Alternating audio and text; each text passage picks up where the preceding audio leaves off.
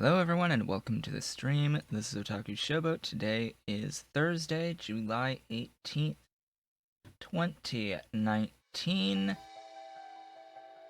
How about we get some stainless steel today? That sounds a lot like a plan. And I will apologize in advance because I am not in the greatest of moods today, this morning. But, we're gonna try and work through that. I need to unwind a bit, even though things are up in the air still. Anyway, today is more of our Pyanodon's playthrough where I will be striving to get stainless steel. And you'll notice here, I have a theory crafting save.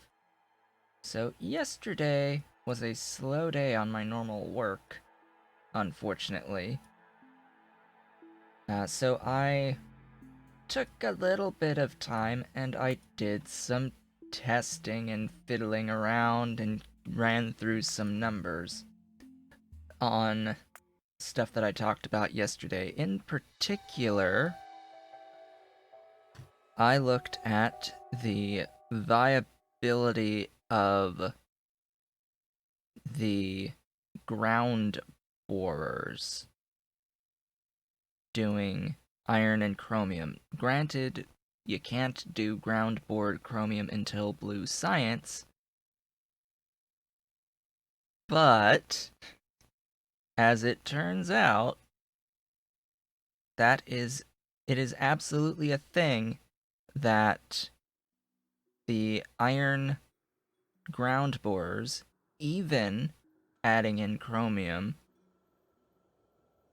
do present a positive feedback loop. So that's a thing. That is actually a thing. In fact, one borer of chromium is able to feed in enough chromium for drill heads to feed 7 total borers, including itself. So 6, up to 6 iron borers on top of feeding itself. So that's a thing. And then that's doing the chromium processing, making chromite sand from grade 4 chromium, and that will only get better as your tech advances. As for the iron itself, each iron borer will produce 3.75 iron ore per second, and each ore, after the changes made yesterday to the green tech, to the unslimed iron stuff, that whole chain. From what I can tell, a single unit of iron ore is equal to 2.88 plates per second. So 1 iron ore per second, or even just get rid of the per second, 1 iron ore is 2.88 plates. And that is down from, if I can find where I put it in my notes somewhere. Wherever the heck I put it. Where did I put it? So it's 2.88 now. It used to be 3.6. So that is a pretty big nerf, but it's still still close to 3 plates per ore that you get out of it. So it's interesting. It's interesting. So the changes that were made in this process, the jaw crushers making processed iron now produce a little bit less, so that has changed. These now produce slightly less than they did before. by, I think, like 2 per second or something like that. And somewhere in here, there is a little bit less unslimed iron. And I actually need to go over here because the tailings are still backed up down there. Even though these are venting out as quickly as they can. I guess I wonder if I add even more here, how that's going to impact things.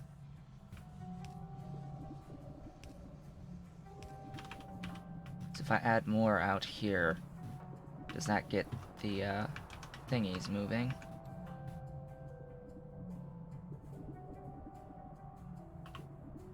A little. Not much. It's still just due to the pressure and the distance, I think that's where things were choking. And it is slowly draining out here. But you can see that this is just the effects of the distances involved. So I have to actually take some of these and move them closer. And it's quite possible that I am actually making more than 1200 per second on the tailings. Maybe. I don't know. But regardless, I need to go take care of that. That will limit things a lot more than the recent changes that were made on the iron processing.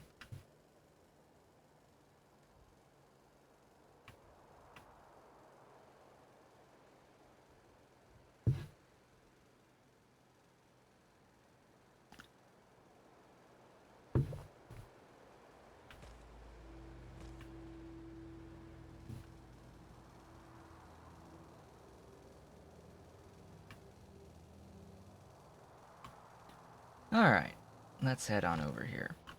So today, as I said, will be about setting up the stainless steel, and I did go through the math on what the actual numbers are going to be once I get everything moving over here, which will involve having to set up these sinkholes.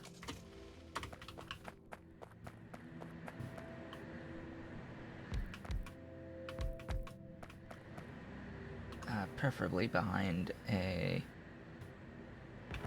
Really?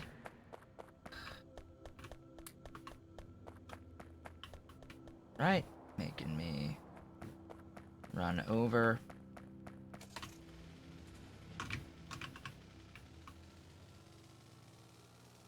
Go over here.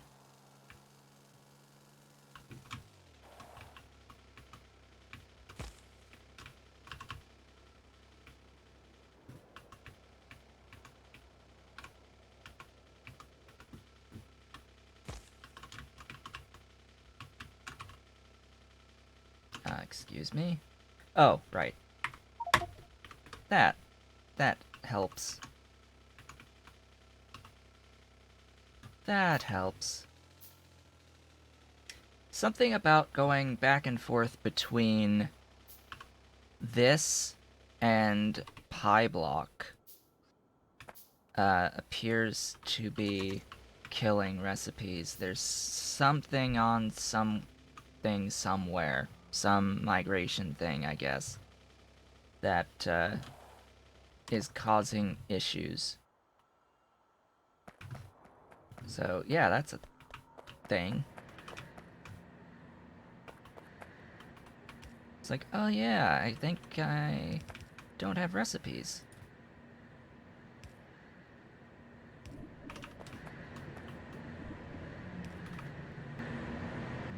Alright, now everything should operate up here fully. So, what are the new numbers? Off of, well, technically speaking, I don't think that my iron lines here are actually going to be giving me the full 20 or the full 30 per second anymore. I at least get the 15 here, but this one isn't giving me another 15, I don't think. So there are 23 minus 4. Yeah, that's not a full yellow belt. I would need to actually separate this into 2 belts and run it back into here to actually get the full amount. And you know what? I think I'm going to go ahead and do that now, because it is rather important that I continue the full 30 per second input. How do I want to do this?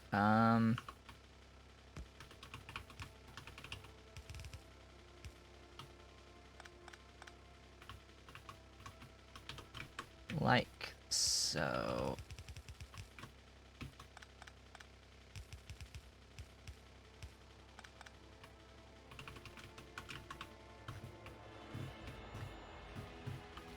Alright.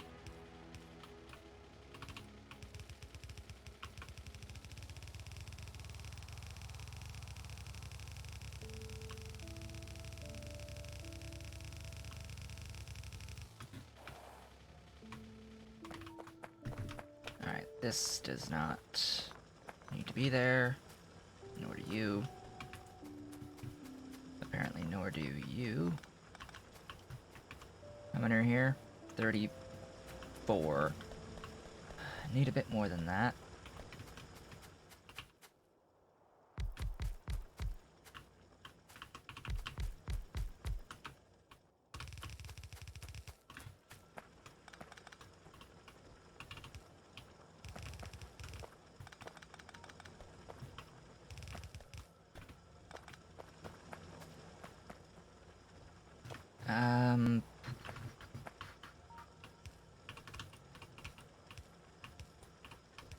That one's helpful.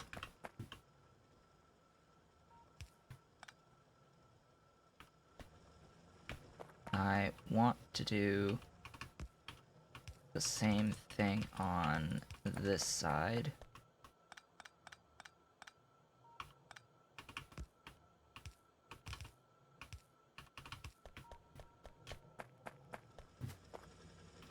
I do need to provide power.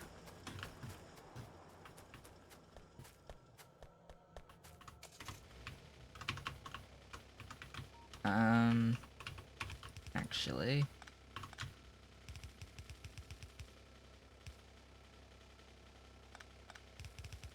there we go. That, as they say, is that. Now, what will that end up doing? Pretty much it'll give not 2 full lines of the ore in out to here, but with the additional input from this, it should give me more than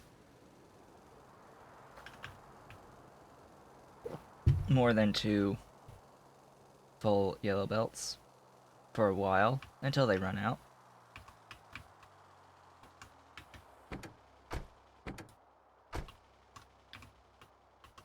Alright, with that sorted, I will go over here and I will point out that 30 per second in on 12 jaw crushers is now only providing 18 per second of the processed iron ore. I believe it used to be 20. So I believe that that has been changed, marked down by 2 whole units per second. So now this will process 6 of these. Instead of 20 per second and having good, easy math, it's now processing 18 per second. So that's a thing.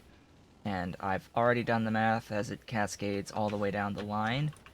I will note as well that this process also doesn't give quite as much unslimed as it did before. In the end, if my math is correct, I end up with 1.6 per second of unslimed iron, as opposed to 2 per second from previously. So we're down from 2 per second to 1.6 per second for the unslimed iron, which in the end will now mean having 144 units per second of molten for 2 iron belts in, 2 yellow iron belts in.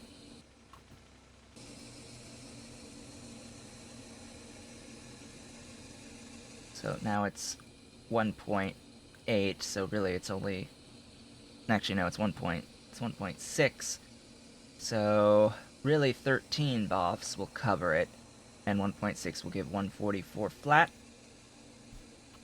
So we went from 180 to 144. What is that ultimately? A difference of, not much is the ultimate answer there. It is a difference between having 2 stainless steel casting units and having 1. That's it! That's the difference. It's the difference between setting up 2 stainless steel casting units and setting up only 1. But first comes aramid. First comes the aramid. So we have to set this one up today.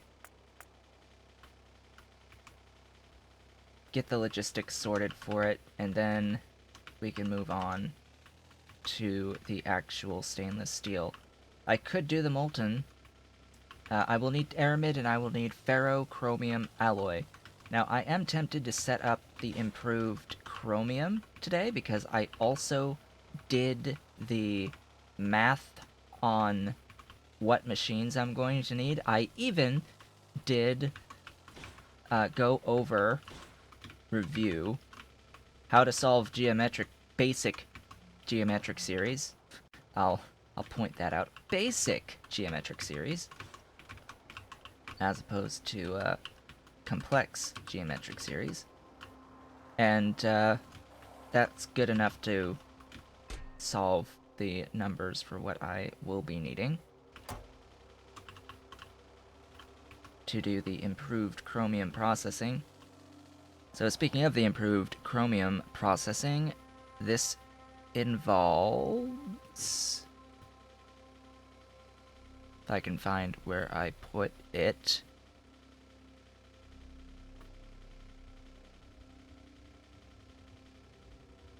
Here, chromium chain. Let's add some space there so I can see it clearly. Cast the ore goes into grade 1 in a jaw crusher. A full yellow belt of ore is processed in 3 jaw crushers, making 3 per second of the grade 1. The grade 1 gets converted into grade 3 and 2 in an impact crusher. It will give, ultimately, after the geometric series, 1.875 grade 3. I will need 2 impact crushers to crush the full input of the G3, or of the G1 after processing G2 into G1 in an automated screener. And this will ultimately mean that I will end up with 1.875 grade 3 after doing that geometric series. The grade 3 gets converted into grade 4 plus chromium rejects in a hydrocyclone. I will need 8 hydrocyclones for this geometric series, as well as 2 ball mills to process all of the rejects. And ultimately what this is, it's 1.875 in from the impact crushers as well as an additional amount from the rejects that will mean that I end up with 2.34375 grade 3 per second in, and that much grade 4 out. Chromite sand from grade 4 chromite is done in solid separators. I will need 15 solid separators to process 2.34375 grade 4 in into precisely 18.75 chromite sand out. I will then need 13 casting units to cast 18.75 chromite sand per second into 6.25 chromium per second. So ultimately, at this phase of the game, going the route of the grade 4 chromium into chromite sand, you will have 15 per second of ore in, resulting in 6.25 of chromium plate out. That is the ratio. 15 in to 6.25 out. That means it is precisely 2.4 ore per plate.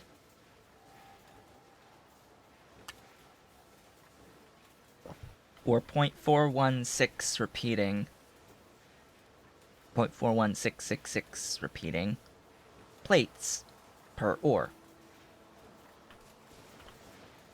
So that is a thing. Am I going to do that today? I think I'm going to need to, because I think I need more chromium, especially if I'm going to set up the Ferro Chromium alloy. The major question is, where will I set this up? My thought is that I would set this up. I have the space from here to here and back. So, and down, even. So, I have this from here down to here to work with. And I'm going to need 60 total mining drills. I currently have 44 set up, which means I need to add another 16 drills into the mix. I think I'm going to change the orientation of these to be on the horizontal rather than the vertical. And you know what? I may as well just start setting this up. But, oh god, I really want the aramid though.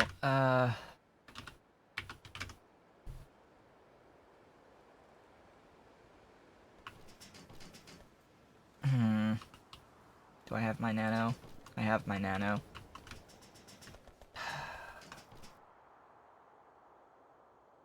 Tell you what, I'm going to do the stainless steel first, and if I have the time, I will continue to set up the improved chromium today. How does that sound? We'll do it if we have time. Now, speaking of the chromium, I'm going to need to run that belt up. I'm going to need to grab a lot more belt. A lot more belt. Oh gosh, and where do I even want to do the aramid? That's the question. That is a question. Where do I want to do the aramid, and where do I want to do the ferrochromium alloy? It's actually better to probably do both of those. Not at the end of the bus, but at the start. Pre-bus.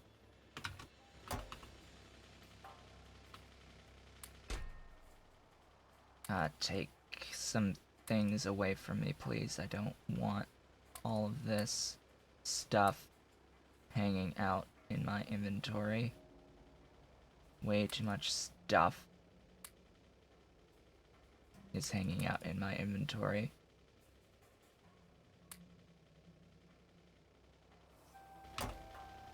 Alright. grab things, shove things in there, grab these things, shove a few more things in there. Alright. I need to run the molybdenum plates. That is one of the first things. So this is still going to require a trip all the way up the bus. Even if I'm doing this at the beginning. It's because I'm doing this at the beginning that I have to go all the way up to grab the molybdenum plates. That's zinc. Molybdenum is all the way. Let's see, you've got 1.2k already. Already? Yeah, already 1.2k. Aww.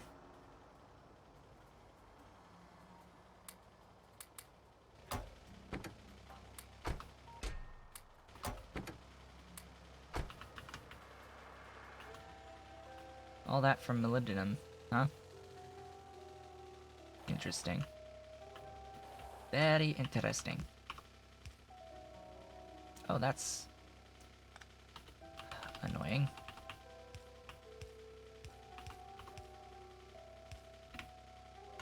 Mildly annoying. Oh, I'm backwards.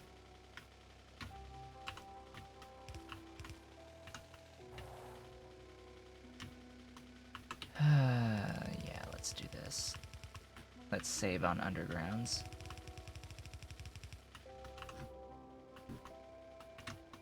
So, this nanomaterial factory to make aramid. I'll need my TPA brought in. I think I already have sulfuric brought down. Could be wrong, so probably have to run these two further back up the bus. I'm making my plates there. I'm making my molybdenum here. I'm making my titanium close. So really it's that sodium hydroxide I'm particularly concerned with.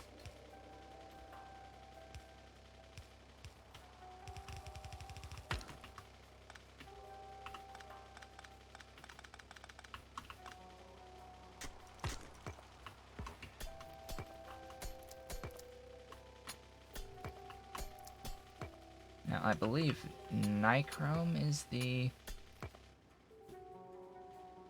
last item on the bus at the moment. So, when I bring this in, if I can actually draw a straight line.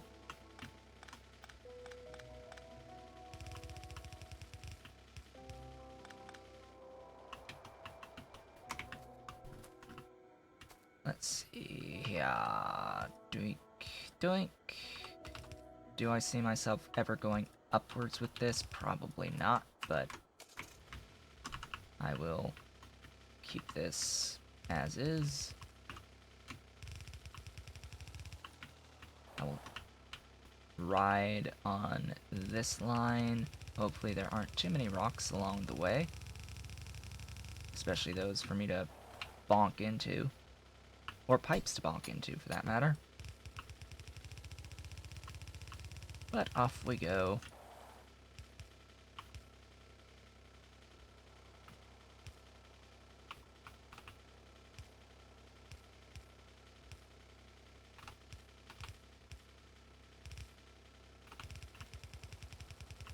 May as well do things properly on that sulfur input.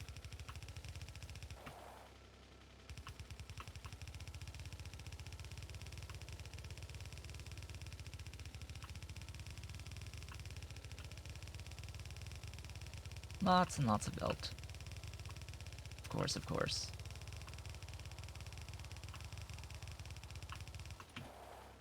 Oh wow, that rock actually isn't in the way. I'm gonna get rid of it anyway. Because it'll be in the way of the next belt I run down.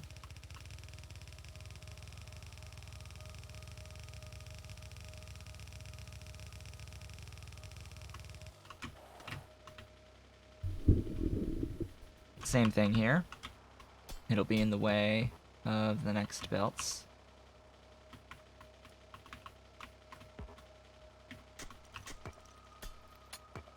Really looking forward to the blue science and the better long mine tech that I will have access to. I will also need to bring the nickel down. Now, this one is more tricky because I will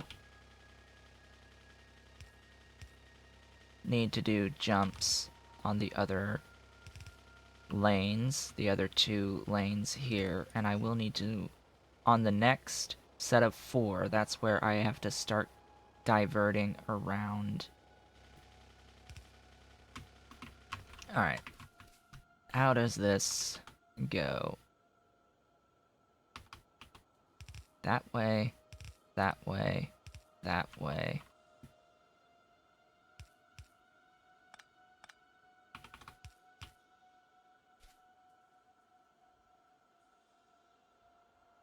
Is that right? It's duh, duh, duh, duh.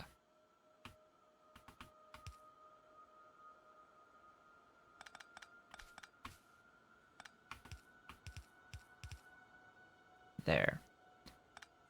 Gap of 2, so duh, duh, there.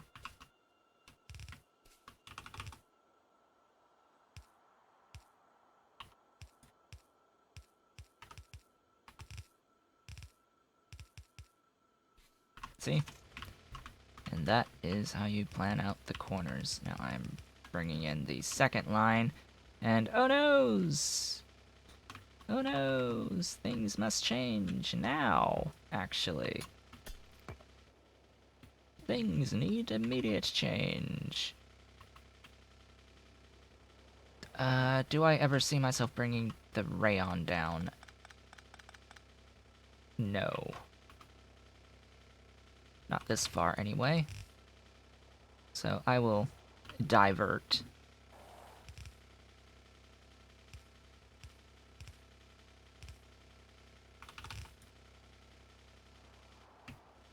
I can divert, actually, the rayon line as well, because there I do have this gap of 2 between things. It's these next 2 lines that will be problematic. More problematic, I should say.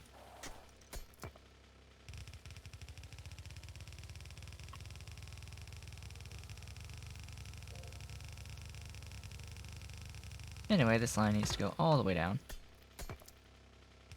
We're bringing it all the way to the start. Going to need molybdenum for a couple of things. I will also need to bring the chromium. Chromium is already there, actually. This belt no longer is providing any coal, so it needs to die.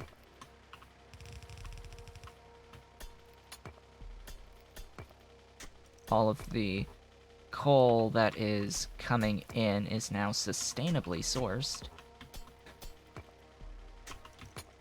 So this coal goes to a belt of coal that is also going out and being converted into coke, small amounts of coke, but this coal is coming exclusively from mushrooms. So this is my mushroom-based, sustainably grown coal production / coke production line. Now, it doesn't have a lot of coke being produced out of it, and I am using this line sparingly for coke, but it is there. It is a thing that exists. This is titanium. Going to need that as well. Going to need more titanium, actually.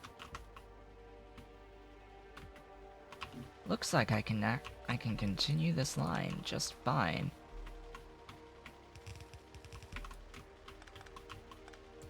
Remember, I do have more belt in my car. This will be a tight squeeze for the car. Yeah, figured that wasn't really gonna happen.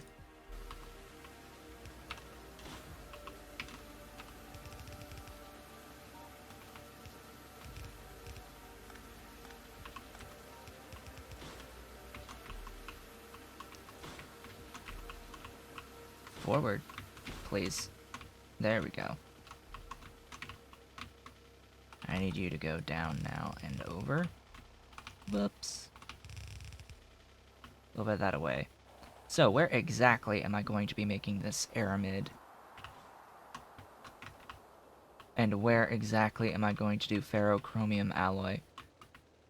Down is the initial response.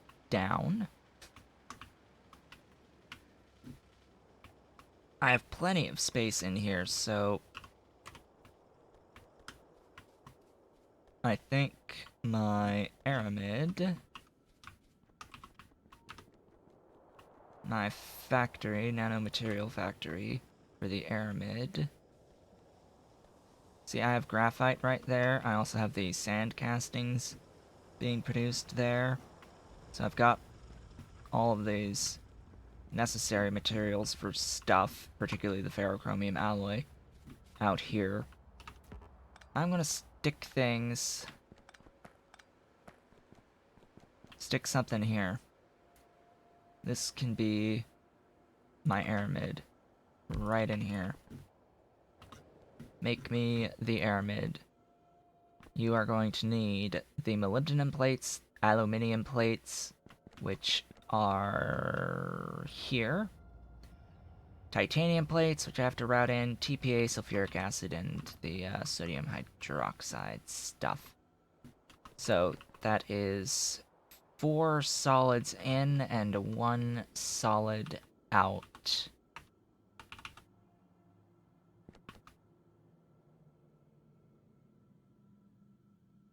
I think I'm gonna go ahead and use loaders for this,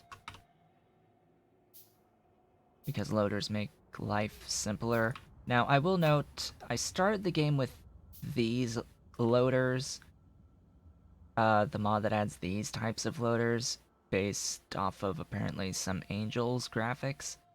I actually think I prefer mini loaders at this point. But, yeah, I will not be making that changeover because I'm using these for now. In, and out. This is just to make things a little bit easier for me. So I've got an aluminium that needs to come over here. I think it would be easier to split this aluminium there.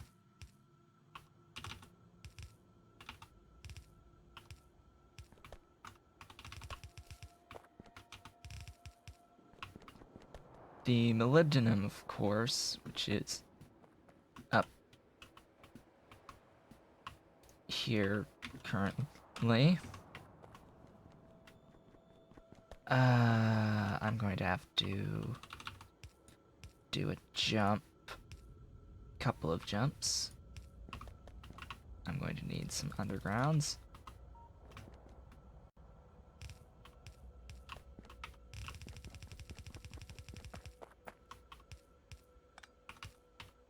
It's Sally. Aluminium. Aluminium. Beautiful aluminium. I want to avoid undergrounds as best I can for this. So if I can come in through here.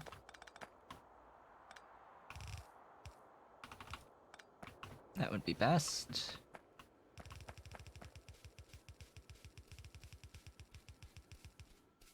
Granted, I'll have to do one of these.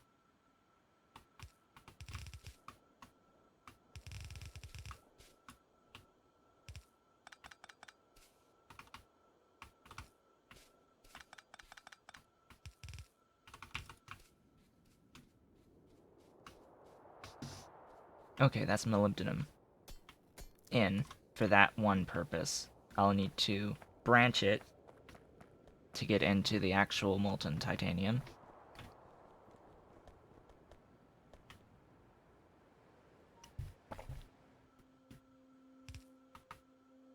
That is that. I need the sodium hydroxide next, as well as titanium. Actually, these should probably go on that side and be inputs.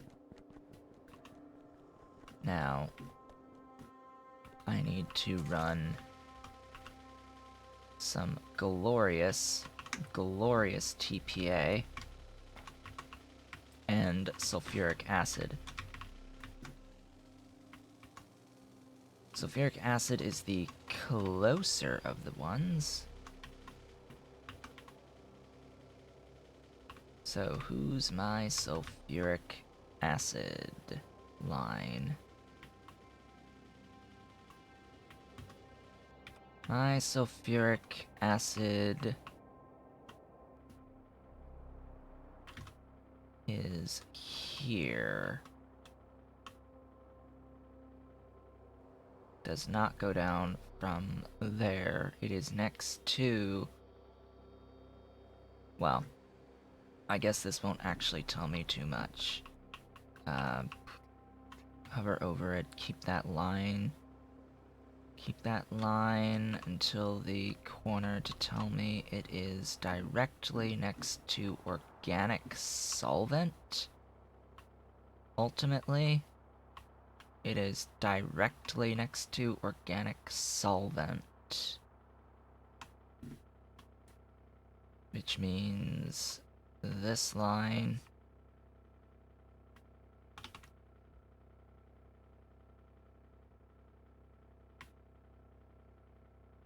where's my character? Ah, out of build range. That's sad.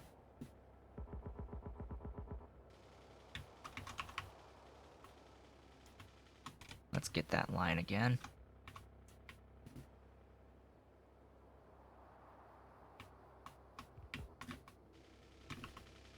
Alright, so that's my sulfuric acid.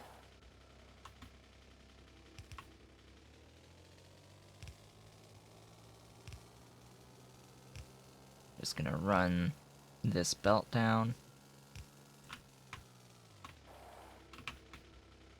Hello!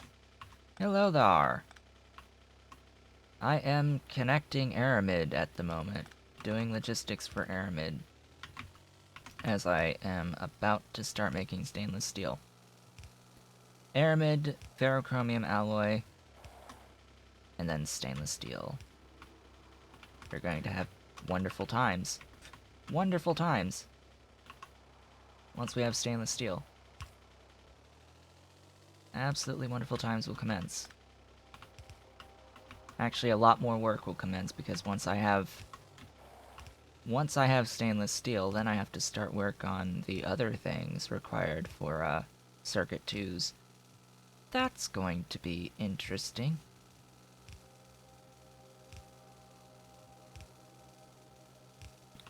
Very, very interesting. So, there's that sulfuric acid. It's not fully connected yet, but I do, while I'm up here, want to start bringing down the TPA. The TPA. What spot on the bus am I going to use for TPA? I do not know.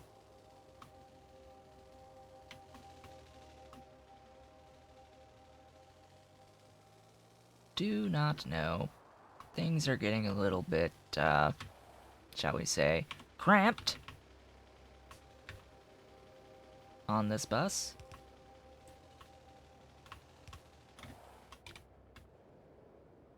Okay, how about right next to the liquid nitrogen? Because I know that that one's free. So that's nitrogen. Where's that liquid? Where's that LN2? Liquid. Huh? Oh, right, it's nitrogen, not liquid nitrogen. Liquid nitrogen doesn't have a spot on the bus yet, because I'm using it directly. Nitrogen! Nitrogen! It is that spot that I want. This one right here. Going down. Should be right here, I think. I think I'll be a little safe in my car if I'm right here. I guess not. There be rock in the way. Actually, that rock needs to die. Because the rock be in the way. And of course the power pole's in the way.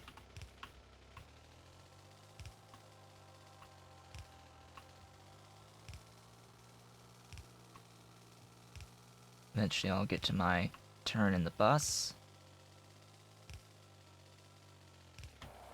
Ooh, that was ideal spacing.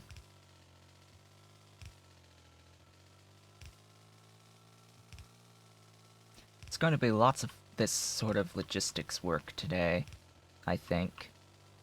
There's not going to be too much stuff that is brand new. I may get around to doing the Chromium. Better Chromium. More efficient Chromium production, but we shall see.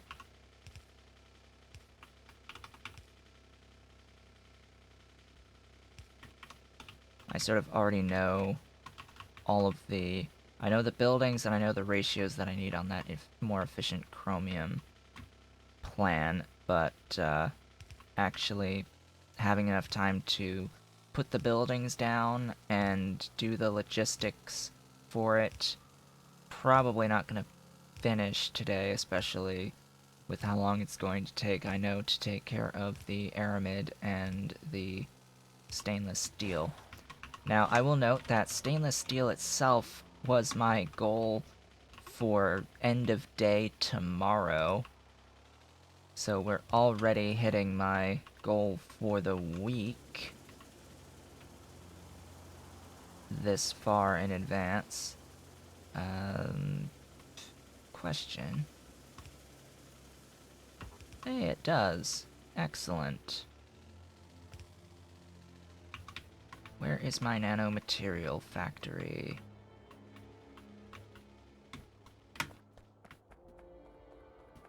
All the way down here. Let's, pull this line up. And then I have to do the same thing with sulfuric acid.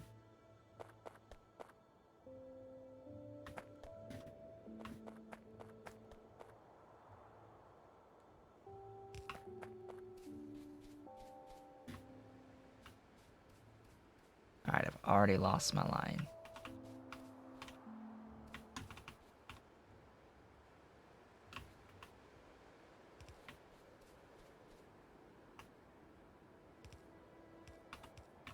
There we go.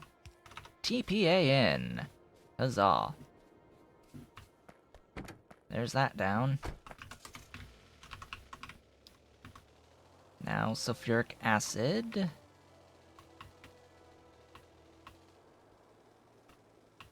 Which I have brought relatively close already. Just making sure that that is all connected, and it sure looks like it.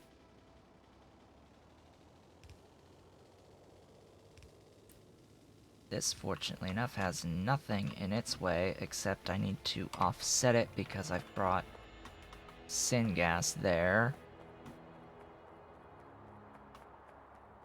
I have to do something anyway for this. I have to go... I could do this here, for that matter. I got out of the car just to make things a bit easier, give myself a bit better control. Alright, I said it was needing to offset from the syngas, so I can do this relatively easier by going this route.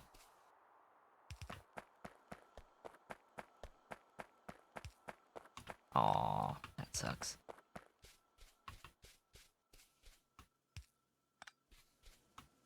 Just use regular pipe there, and there's that. Next up, the... let's do the titanium in.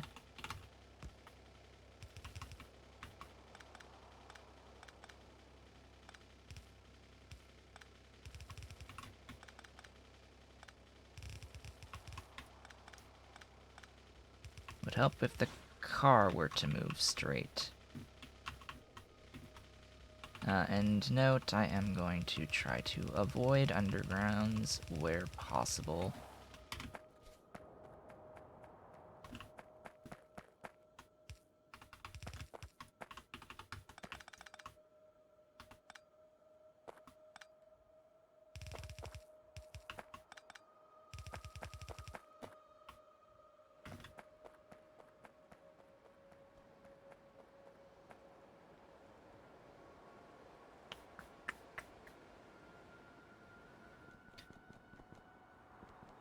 Alright, I should go over.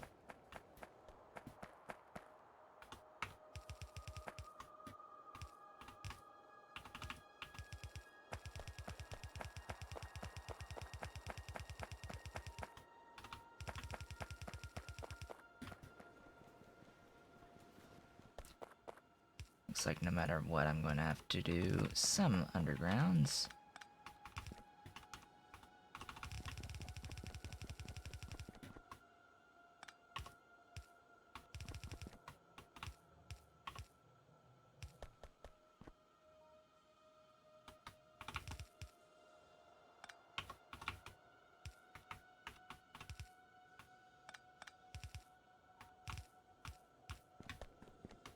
Alright, there's titanium.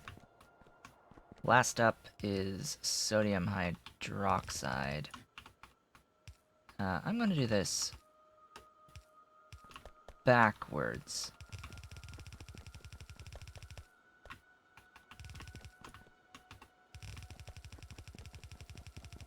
Why? Because I feel like it. There doesn't need to be any greater meaning. That's actually a convenient thingy. That is convenient.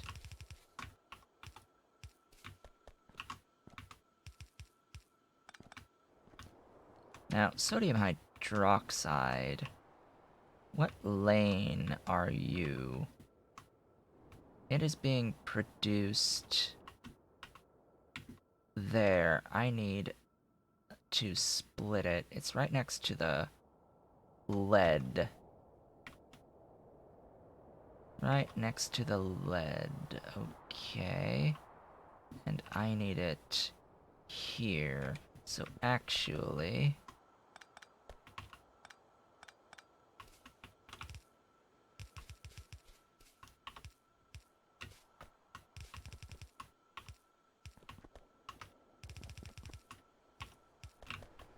where is that lead line? All the way over there. Okay.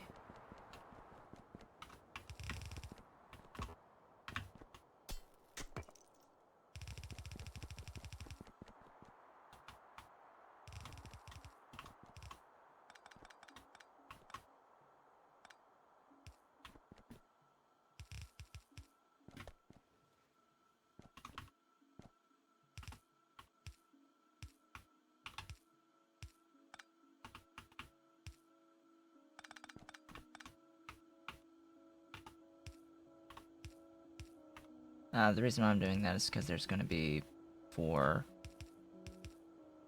lanes of coke there, probably. Who knows how much I'm going to need to come in.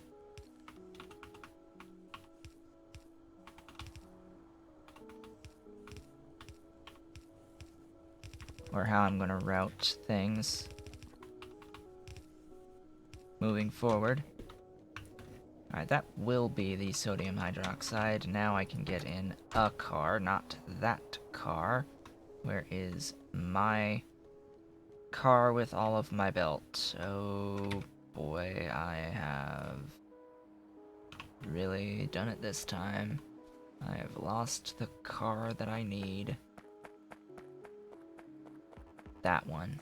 That one. That's the one. 'Tis the one. Probably actually gonna need to get right back out of the car to pick up more belt. From down here.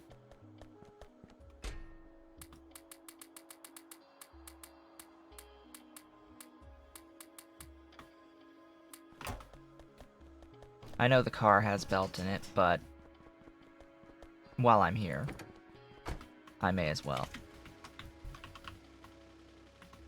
Yet more belt. Always need more belt. Always in need of more belt. This line doesn't even exist anymore, so off you go.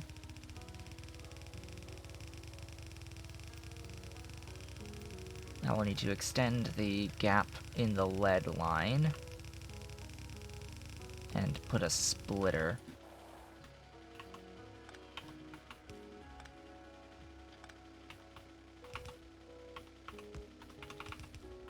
Like so.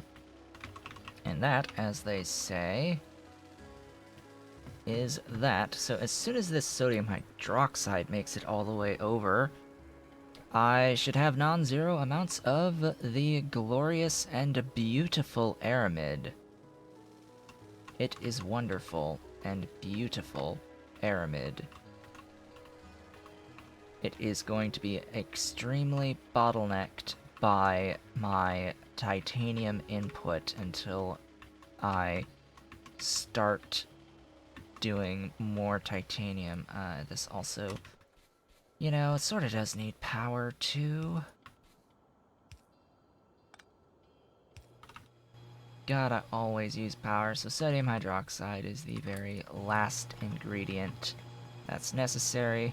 Here's our non-zero amounts of aramid being produced. I in no way, shape, or form need 2 per second on aramid.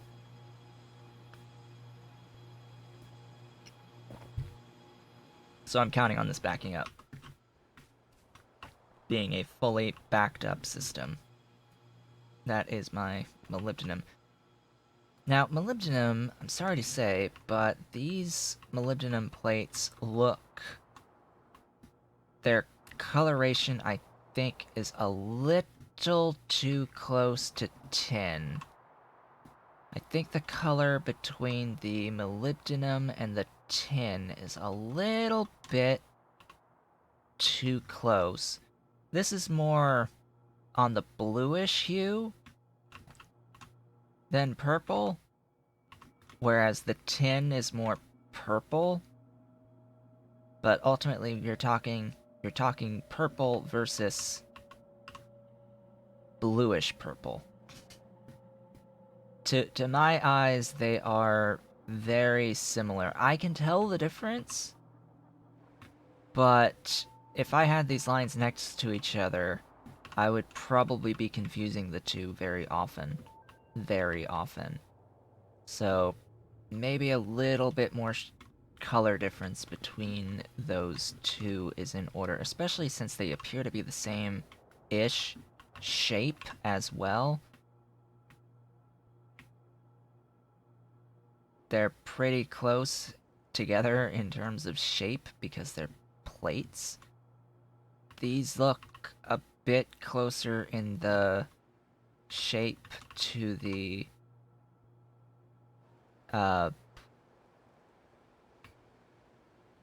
niobium. So it looks a little bit closer to this, but these...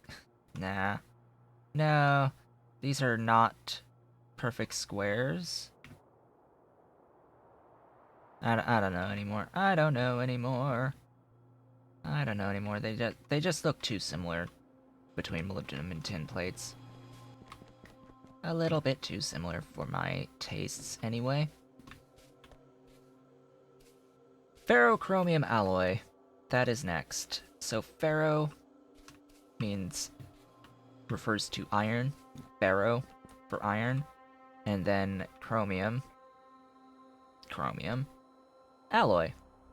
This stuff is made in a, I think, high pressure? No, of course not. Of course not. Ferro.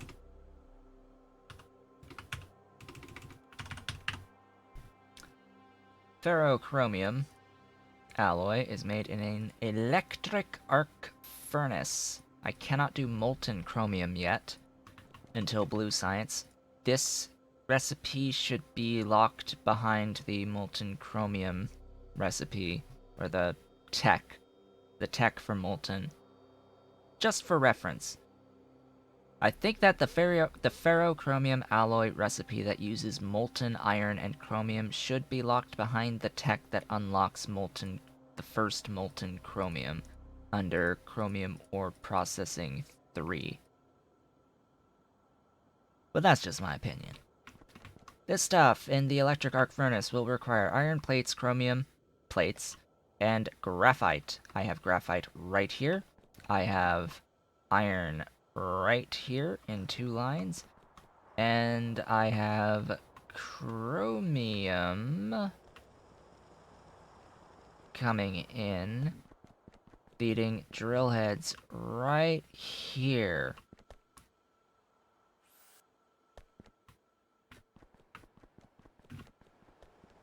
So this electric arc furnace, which is right there, I need to determine how many I'm going to need. Probably just the one is what we needed. I will do this here, because that seems like the simplest option. We are going to make ferrochromium alloy. Now that makes 0.33 per second. I need this for my basic oxygen furnace making stainless steel.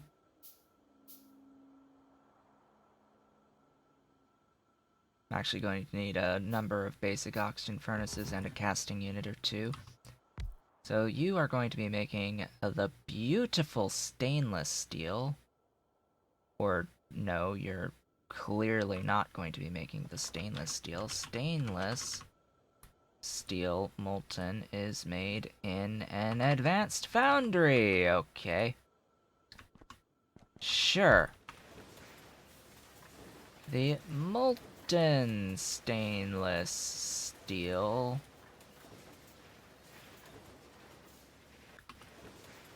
which is what needs the ferrochromium alloy in order to feed.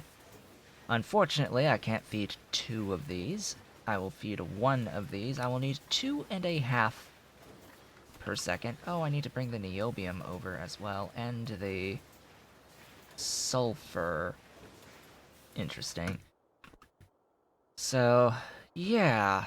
2.5. That means I need 8. 8, huh? 8. That is a lot of space and materials. I have 2 of these machines.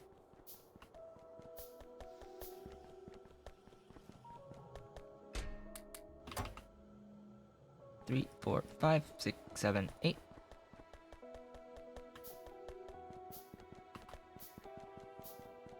Okie doke.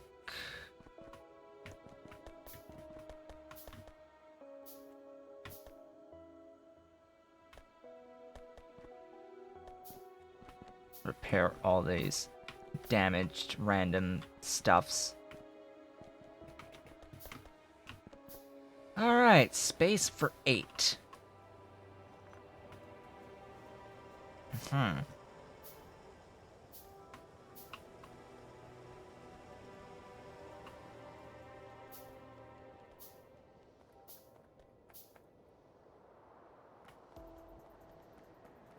I guess over here.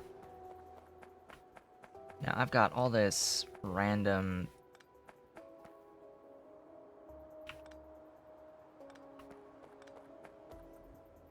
stuff everywhere. And I don't even know how much of this is even needed. Apparently none of it, because it just terminates randomly out there. So if I pull these thingies away, I see that, hey, I can pretty easily fit... Oh, that's 5. That's a shame that that's 5. 5 tiles wide on here. So, 1, 2, 3, 4, 5, 6, 7, 8. That is a lot of iron plates in. Just going to throw that out there. That I think that that is an absolute ton of iron plates in required for this. But, haha, iron is absolutely self-fulfillingly infinite. As I have theory crafted and discovered. I have discovered that iron will feed itself through ground borers. It is pretty awesome. It is absolutely amazing. Granted, it is a ton of sand extractors to do this through the process that I have theory crafted. Speaking of which, I didn't really go into too much detail into that whole process. So, ground borers are fed by drill heads. Drill heads require iron, steel, and chromium. The amount of iron that you get from a single ground borer is much greater than the amount of iron and steel that is required for the drill heads to feed that ground borer. It's so high, in fact, that even having just the one borer on iron and the one borer on chromium, when you're able to bore chromium, you still end up with a net positive iron, and you end up with so much chromium that you can add additional iron lines that are also producing way more than enough iron to feed themselves, so you end up with a very, very, very positive feedback loop in that circumstance. However, this is also assuming that you are making enough stone from sand extractors, which are fed by iron rods, to convert the stone into tar, and the tar into coal gas, and then into creosote and aromatics to feed lubricant. So creosote, aromatics, lubricant, and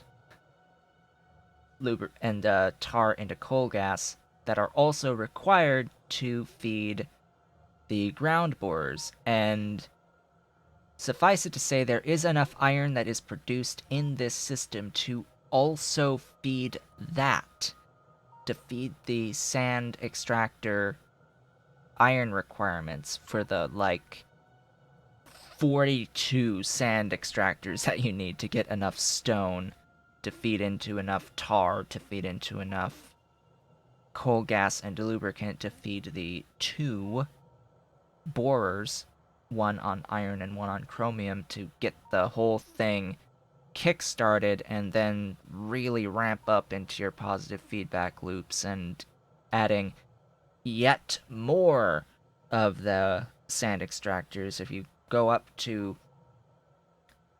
double it from 42 to 84 sand extractors, you are making a heck of a lot more delta positive iron out of this. And if you add throw another chromium in there for extra chromium, ooh, you are in business.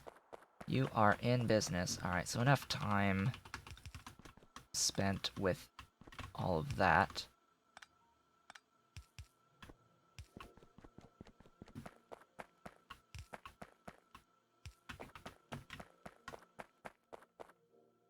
Each of these needs... yeah, that's fine. Then it's chromium and graphite. I'm probably just going to share a belt for that. No. Yeah. Sure. I'll share a belt of chromium and graphite.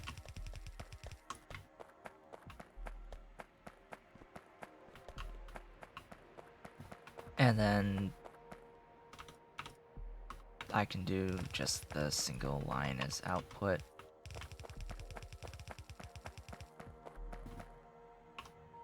But this is a little strange to me just because you're already using so much molten iron and steel directly in the making of the stainless. And yet here's another thing that is another big pull on plates this time. And at this phase of the game, you don't have the ability to do this stuff out of molten, so that's a thing. That's a slight inconsistency. So yeah, I can pull that up. Alright, chromium and graphite are to share a belt.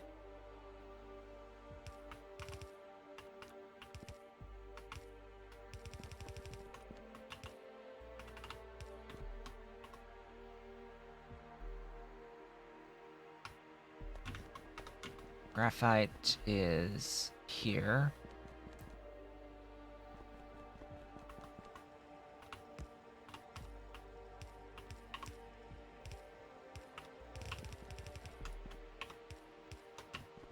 I have long past forsaken the concept of conserving undergrounds.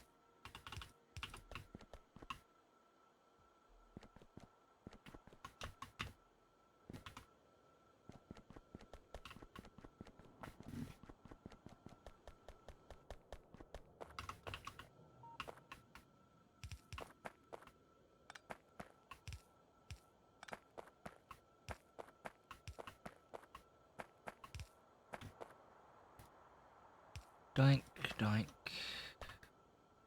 Doink. Doink. Aw.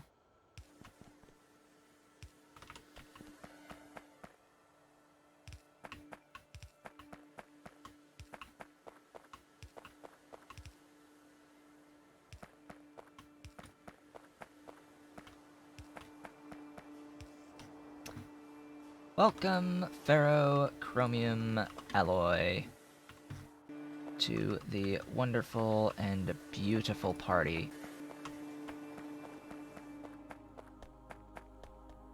And do you know all that leaves? It is time. It has arrived. The time has arrived. All I need to do now is expand my stainless steel a little bit to accommodate this. So this will be the molten stainless. The molten stainless single will need 50 per second on steel. Now I could theoretically leach what I'm currently could use if I was using all of my steel plates, but I don't want to really do that. So to make 50 more units of stainless steel, as you can see, I'm going to need to transfer 8 additional basic oxygen furnaces into steel. Now, I will note that, and I'll also need casting units, so I may as well be making some of these things while I'm here. Note that I only need 13 basic oxygen furnaces. If I go to my map view and I do a copy and I take a look at how many I have going here, I currently have 16 on iron. I don't need 16 on iron, I only need 13, so I can reset the recipes on 3 of these, and I have to redo the entirety of the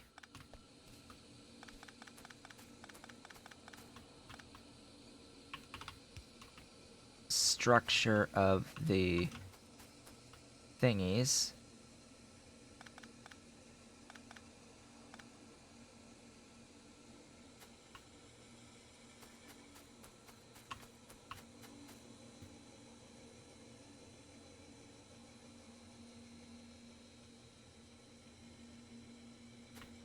Right, that was how I was feeding in the molten iron. So now I have to do the same thing again.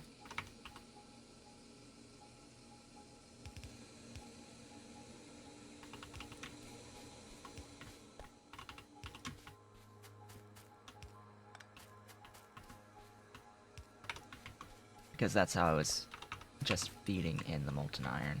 So that's 3 of 8, basically. And I can add that stuff again.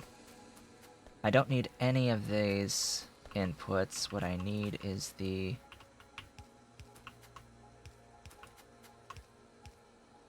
oxygen. And I need to route this, bring that back a bit. Stupid inventory related things.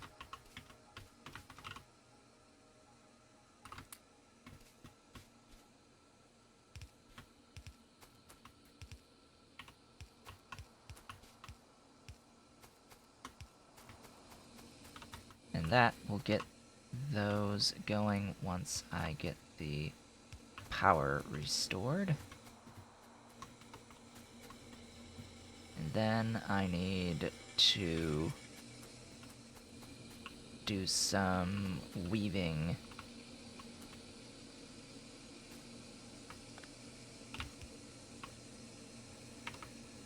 You can't exist there. You can exist at the tops of everything.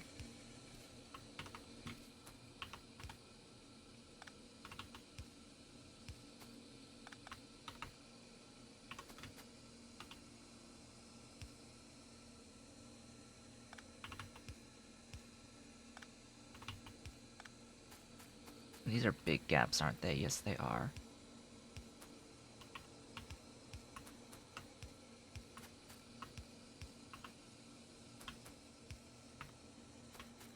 Why are they big gaps? Just, this is how I'm dealing with flue gas.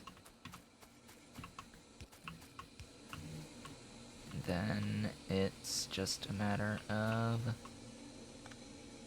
breaking that so I can do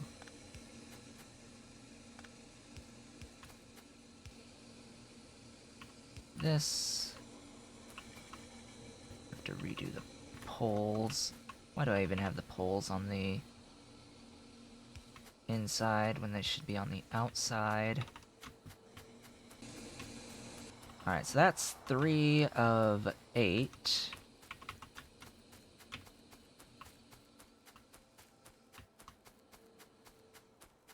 I need to build 3 more. So up I go towards my iron casting machines, so I can quickly pick up a bit more iron for exactly 3 more. Beautiful casting machines.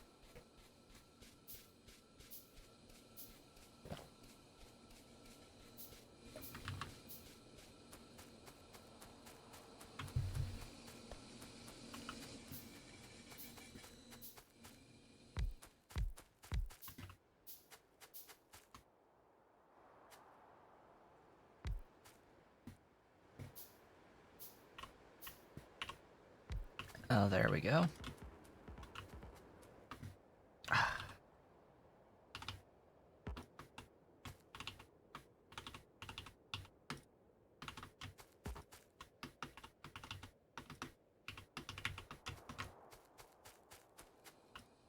Then the pipe.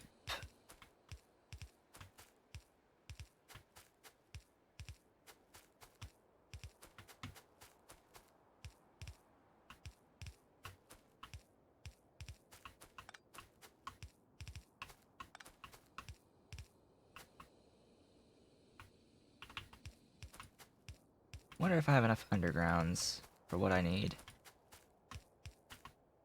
Don't know. I hope so.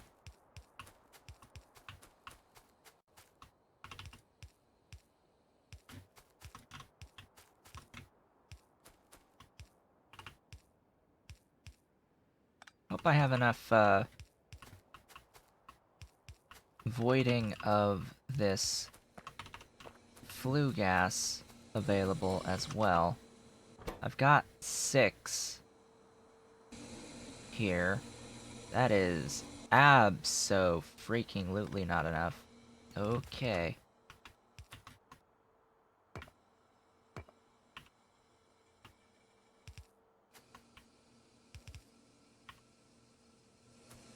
Absolutely not enough.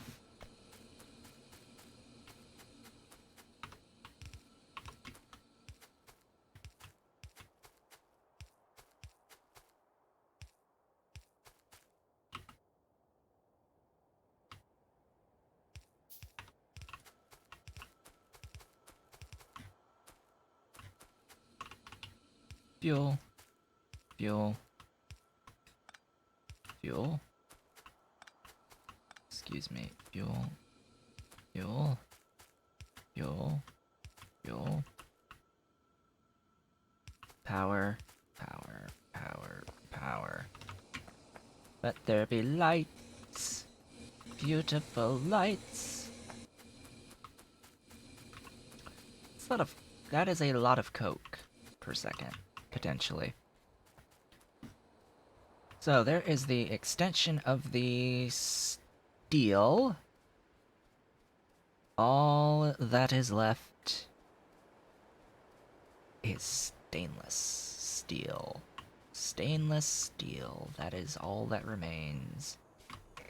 Creating the stainless.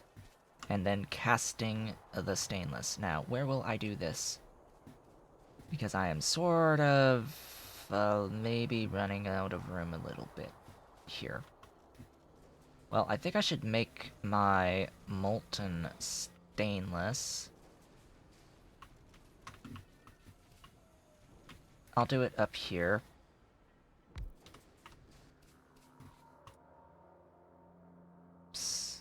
Molten stainless. So, steel in, stainless out.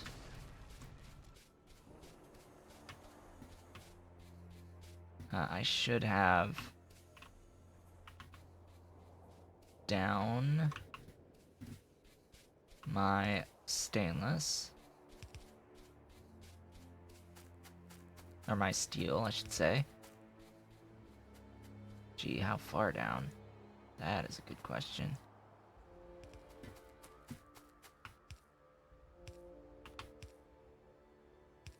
I need to get more undergrounds soon-ish.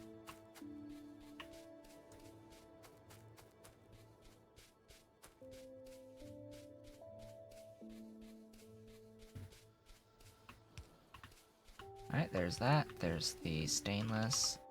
How many casting units? 2. 2 is what I'm going to need. You are missing wood and iron. Fortunately, I have wood and iron right up here. Glorious wood and a wonderful iron.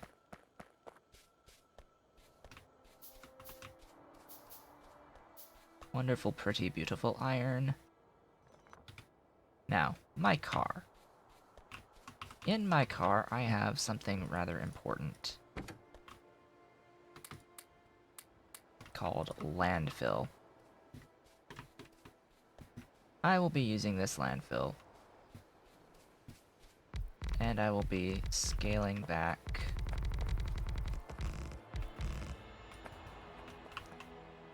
a bit. Now, what am I going to do with the water? This is, by the way, intentional. The developers intend this behavior. It is not a bug. You have literally made a well, basically, by doing this. These will continue to operate just fine. However, if you pick them up, you can't put them down again in that spot. Now, they're easy enough to work around, so I will do exactly that. I will work around them. Now, this thing, however, is in my way a little bit, so I will probably move this, or I can just do my casting over here. I think I might do my casting over here. Clear out a little extra space as needed. Alright. Copper, sulfur, niobium, ferrochromium alloy, phosphate rocks, nickel, and, of course, the molten steel. We have one of those input right now. However, it is now time for me to take a brief break. Once I return from my break, I will be routing in all of these items, some of which from my bus, the copper, the sulfur, the niobium, and the nickel are all on my bus and will need to be routed over. The phosphate rocks are to my left, to the west on the map. I am mining them right there on the minimap, in that little spot, 5 white spots. So I can just bring those right on over. We've got the molten steel here. We've got the ferrochromium alloy here just fine. I am making it just to my north, right here. I just have to bring these straight in. Straight in. The rocks are here. Now, where does the aramid come into play? The aramid comes into play once I'm doing the actual casting. This step is just to make the molten, but I have literally everything that I can use to make the molten. I have to bring my sulfur line from here. This is my sulfur line. I have to bring the sulfur all the way over. I have to bring the nickel all the way over. And I have to bring the copper in. And the niobium over. I have to bring the niobium over too. The niobium is here. So this line, this line, this line, these three, nickel, sulfur, niobium, as well as copper, which is all the way down here. All of that needs to be fed in to this. So 3 belts, 4 belts, need to be brought in to here. And from there, on the actual casting, I believe it's aramid and sand castings to actually make the stainless steel plates. So, sand castings, those are there.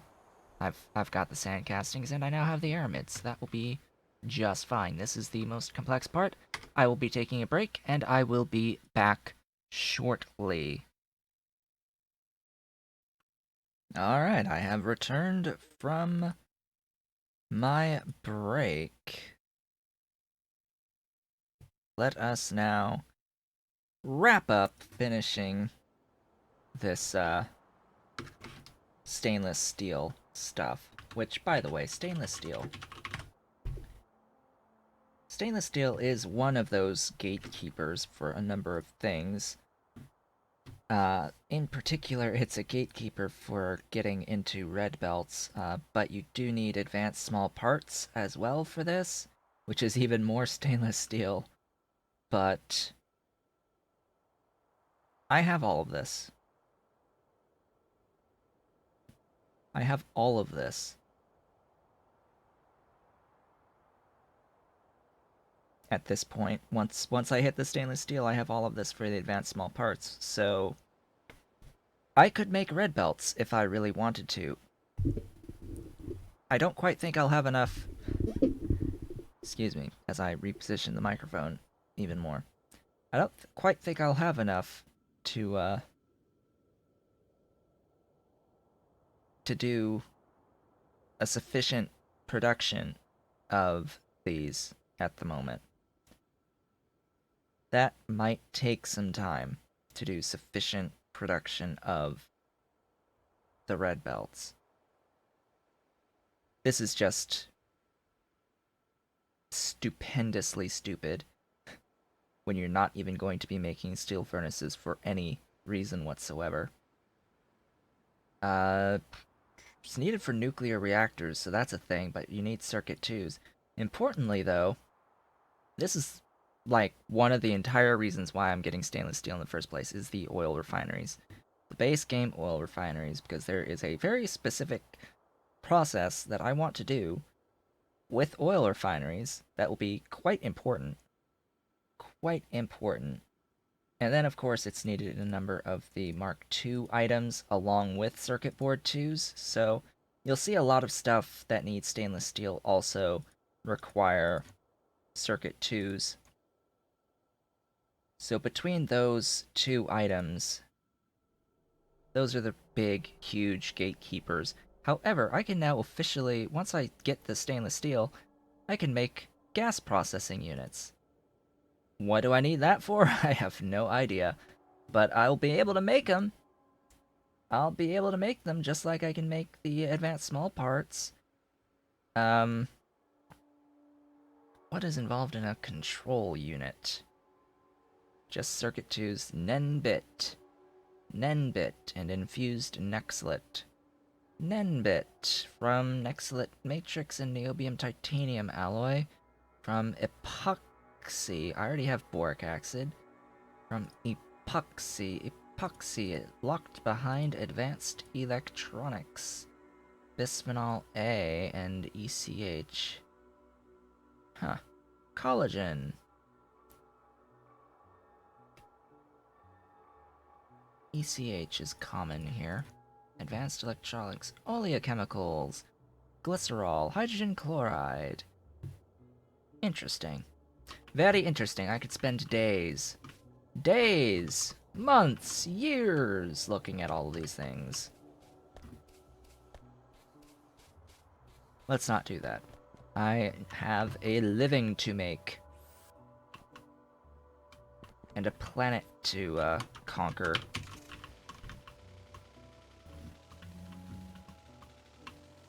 So off we go. So shall I do the earliest stuff first, or should I just bring everything to a set point on the bus and go from there? I am leaning towards the bring the stuff over first. That's what I am leaning towards. Bring the things over. I have 4 belts that I need to bring in to this stainless steel. Molten stainless steel.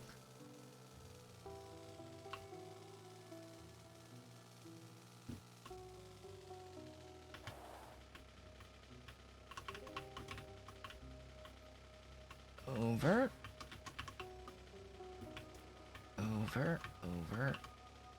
Here.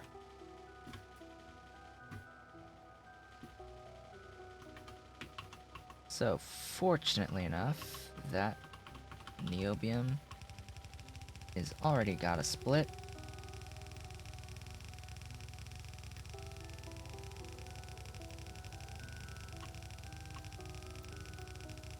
Lots of running belt today.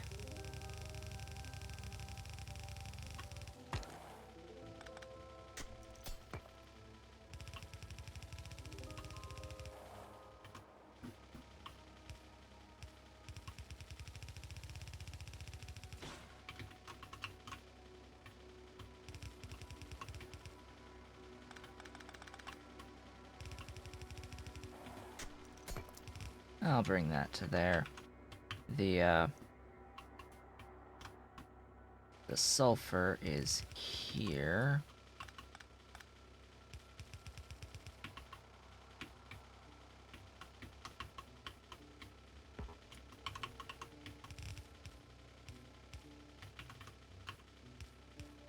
Right, I'm going to need more undergrounds.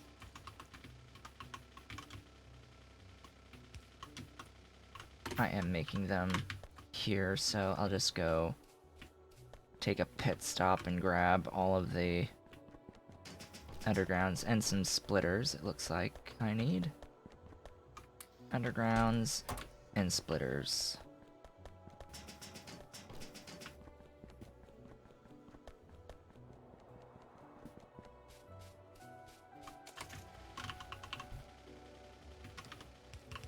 Off we go.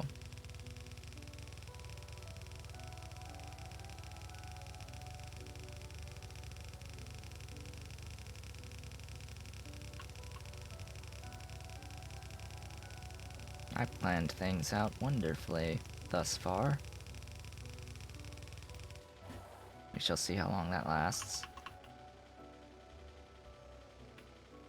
Last up is nickel. For here, anyway.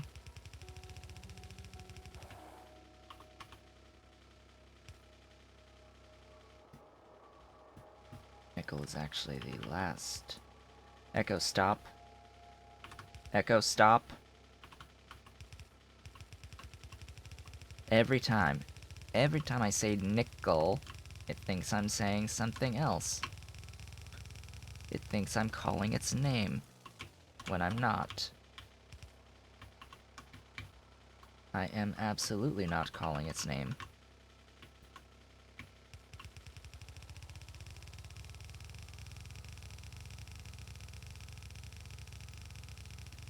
La-di-di-di-da, running all the belt. Bonk. Bonking on the things. All of these things.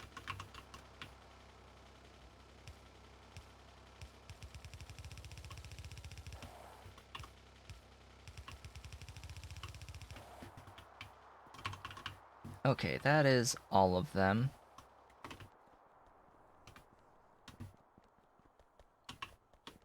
Just going to grab yet more belt.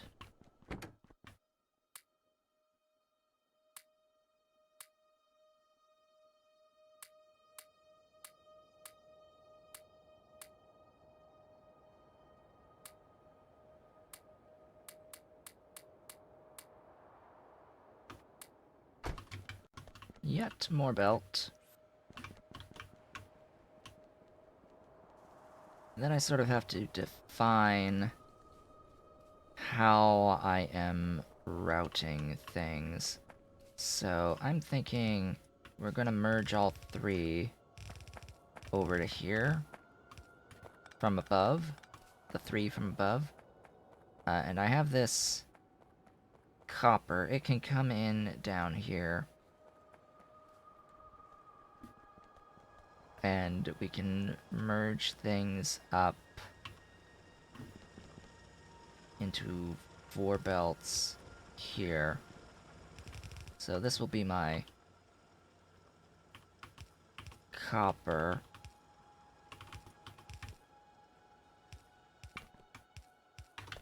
So I may as well get this run.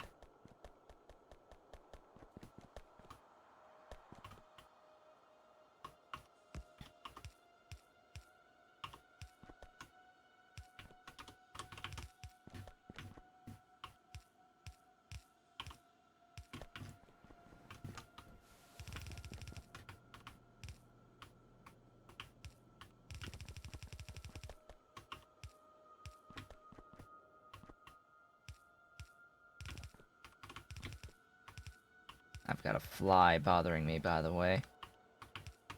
Shoo, fly, stop bothering me, please. Please? Please stop bothering me. It's this whole mess that's going to be the issue. If I had the red belts already, it wouldn't be an issue. If I had the red undergrounds already, I should say. There is an argument for just trying to get undergrounds, red undergrounds, but meh.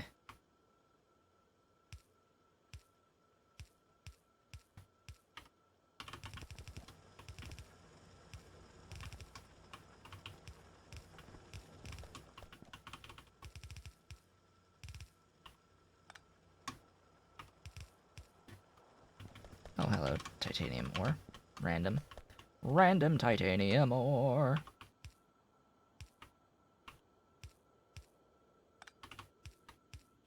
What even is this belt?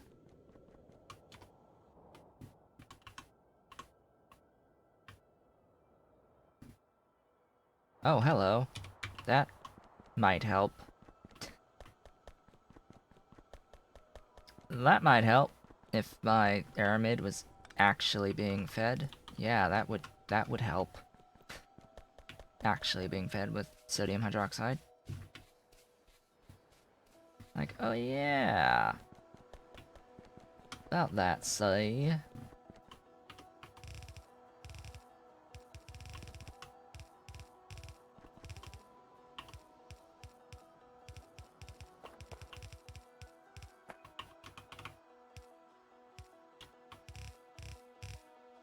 And then this belt is the rocks. I think.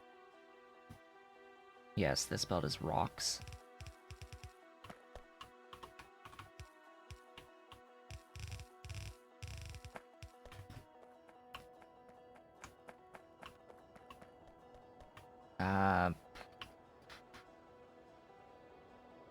Because of this, I'm actually going to... What am I doing? It's this. You don't need to exist.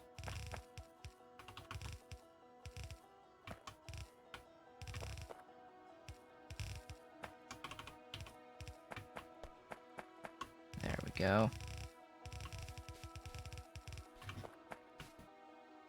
This makes things a little bit easier.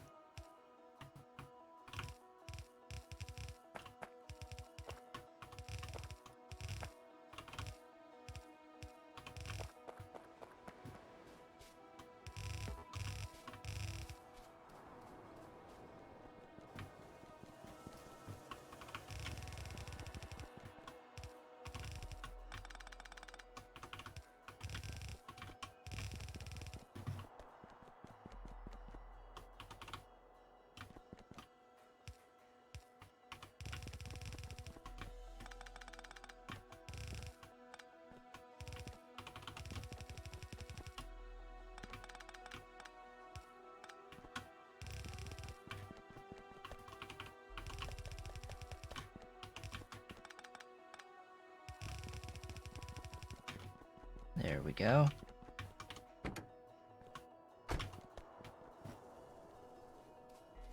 Welcome all of these. Snaking their way down. Oh, I didn't... I missed a spot. Hi. Come on, Copper. Join the fun. Join the happy, happy fun times. We are having fun, aren't we? Aren't we?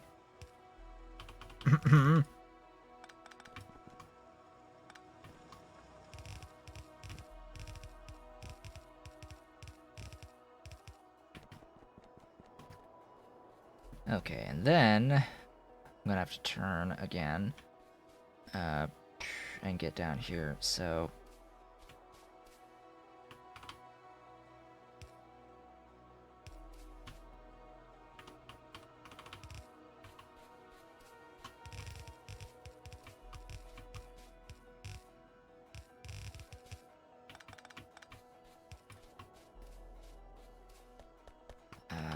Please be a gap of 4, thank you.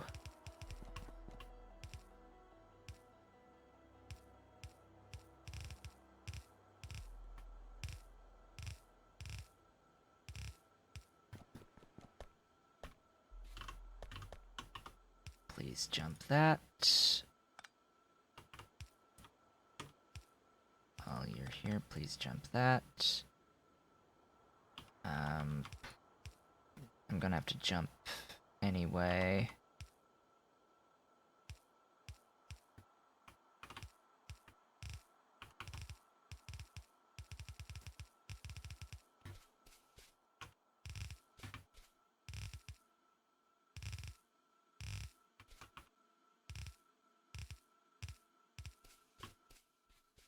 Niobium's catching up.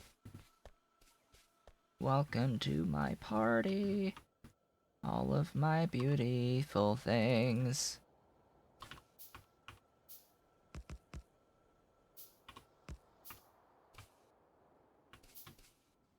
I'll just need the Ferro Chromium alloy as well. Oh boy, iron, iron, iron, iron. More iron, please.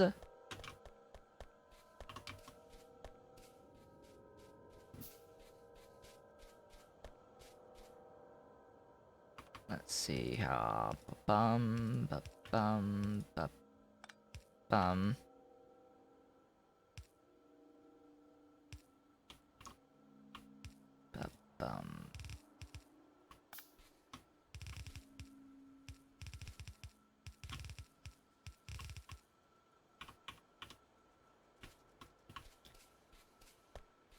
All right.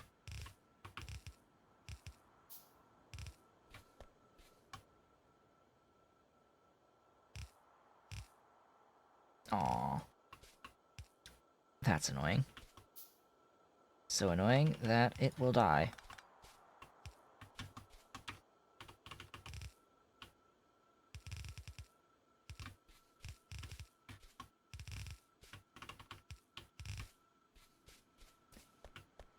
There we go. There's the 4 things from the bus. Next.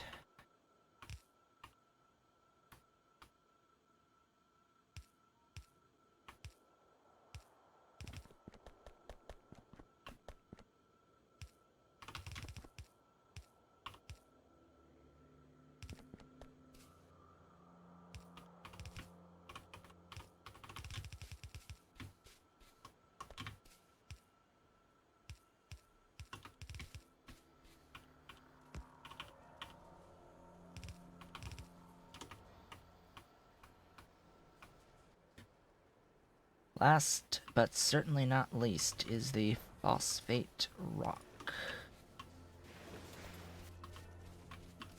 Now, the phosphate rock...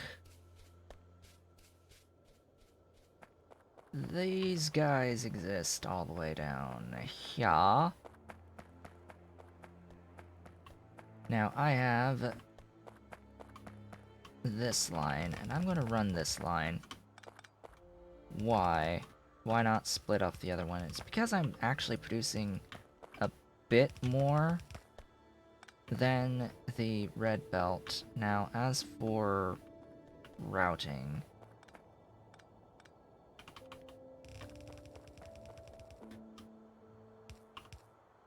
Whoops.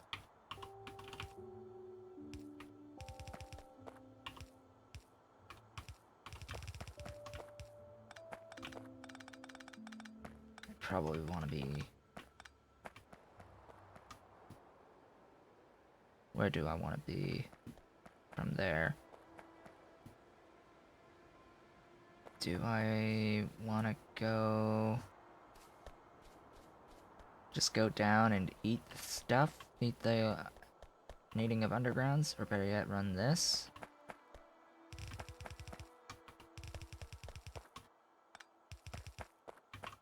Whoops.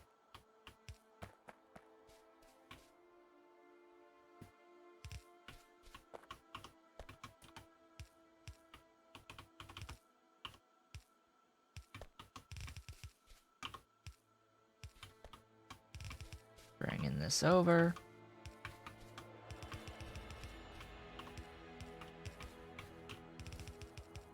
Bringing this down. Ta-da! Molten stainless steel has arrived. Where's my important vehicle? My important vehicle, I think, is all the way up there, because I want to grab some more landfill. Molten stainless has arrived. I am so very glad to finally have some molten stainless. No, that's not the car. Where's the car? This is the car. Here, come on down for me. Follow my beautiful belt. I like all these colors. It's rainbows. All of the beautiful, beautiful stuff. Next. Casting. Beautiful casting.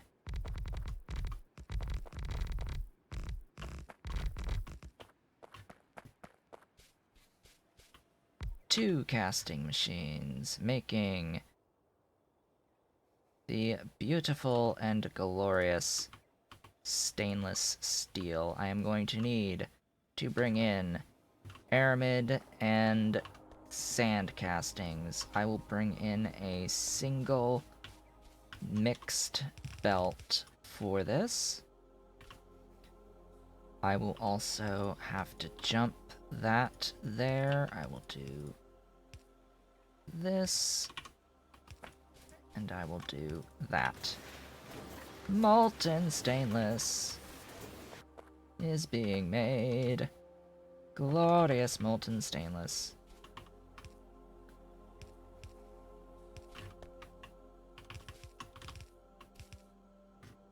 Now, aramid plus sand castings.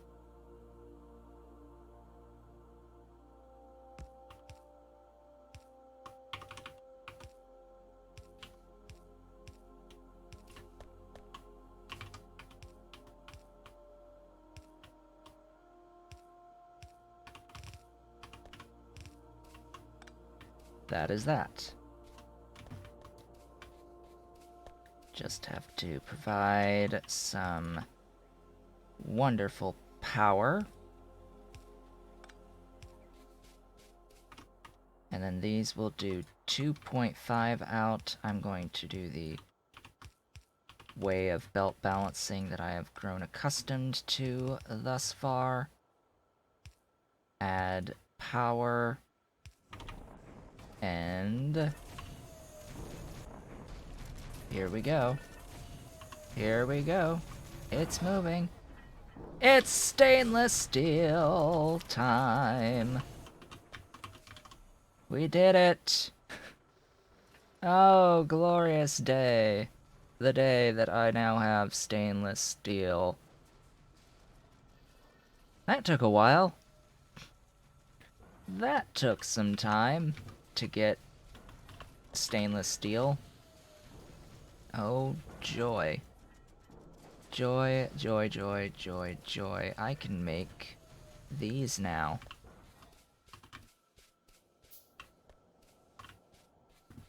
As I just start handcrafting without even giving any second thought. Yes, yay! Yay for stainless steel, it exists. It exists now. Oh boy, now here's the thing. Here's the deal.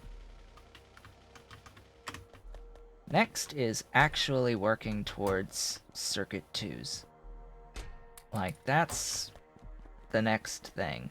But I wanted to take a little bit of time after hitting stainless steel in order to ramp up the production of chromium in particular, but it looks like I also need a lot more titanium. So that's the next steps here. The next steps involve improving the production of chromium and titanium before moving on into the complexities that will be the circuit 2s. And there's actually one thing in particular that I was looking at on the circuit 2s that might actually mesh well with my thoughts regarding the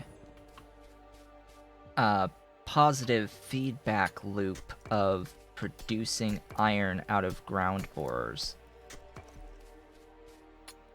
Which, in case you didn't know, by the way, rat, I don't know if this got changed on PyBlock, but once you're able to get the ground boring recipes for chromium as well as iron, chromium is locked behind blue science.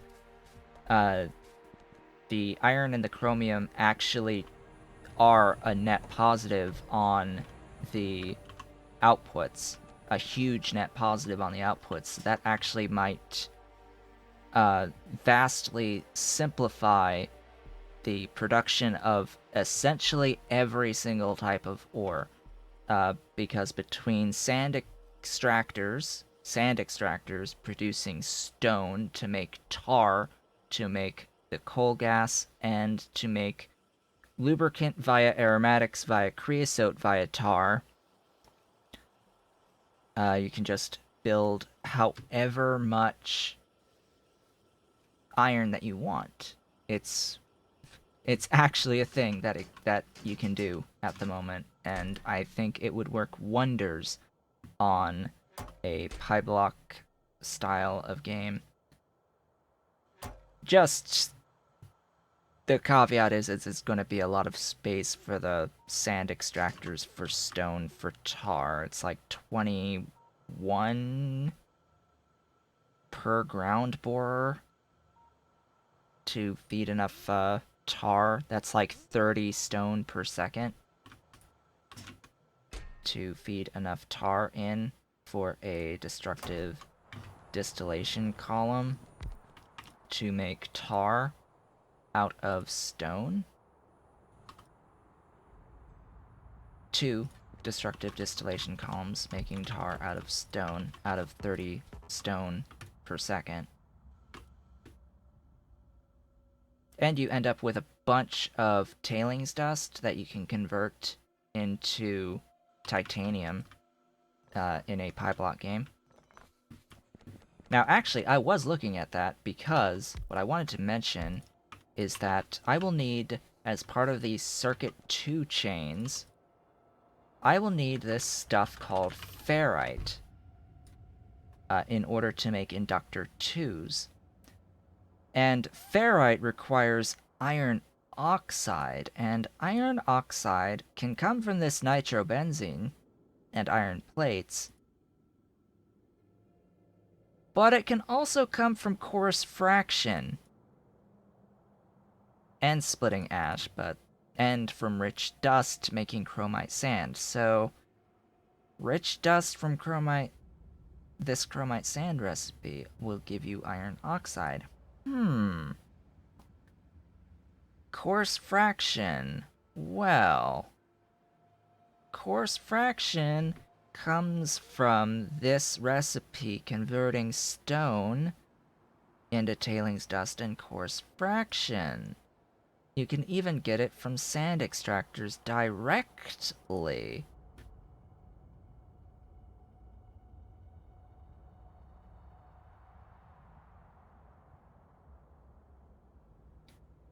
So just trying to think into getting the iron oxide, I can actually do the route of rich dust for a little bit of extra chromite sand, and I can do this route of coarse fraction getting stone and gravel. Now, gravel can actually go into sand at the moment, or stone wool by adding creosote and coke, but this can go into sand, and sand can go into rich dust. Wow. And it gives you back gravel that can go into sand, that can go into rich dust. Yes, the tar loop makes a lot of solids, but you can use those solids for beautiful things, wonderful, wonderful things, and you get enough tar out of even 30 stone per second to feed a ground borer, a single ground borer, out of 30 stone per second. At 60 stone per second, with a third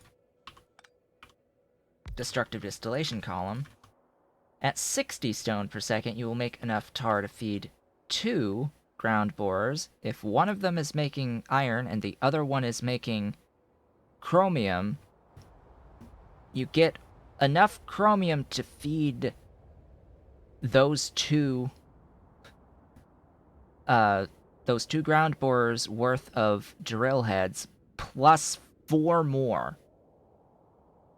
And the iron is ever so slightly net positive, but if you add another iron, so if you have 2 iron and a chromium, all of a sudden you've got just tons of extra iron laying around.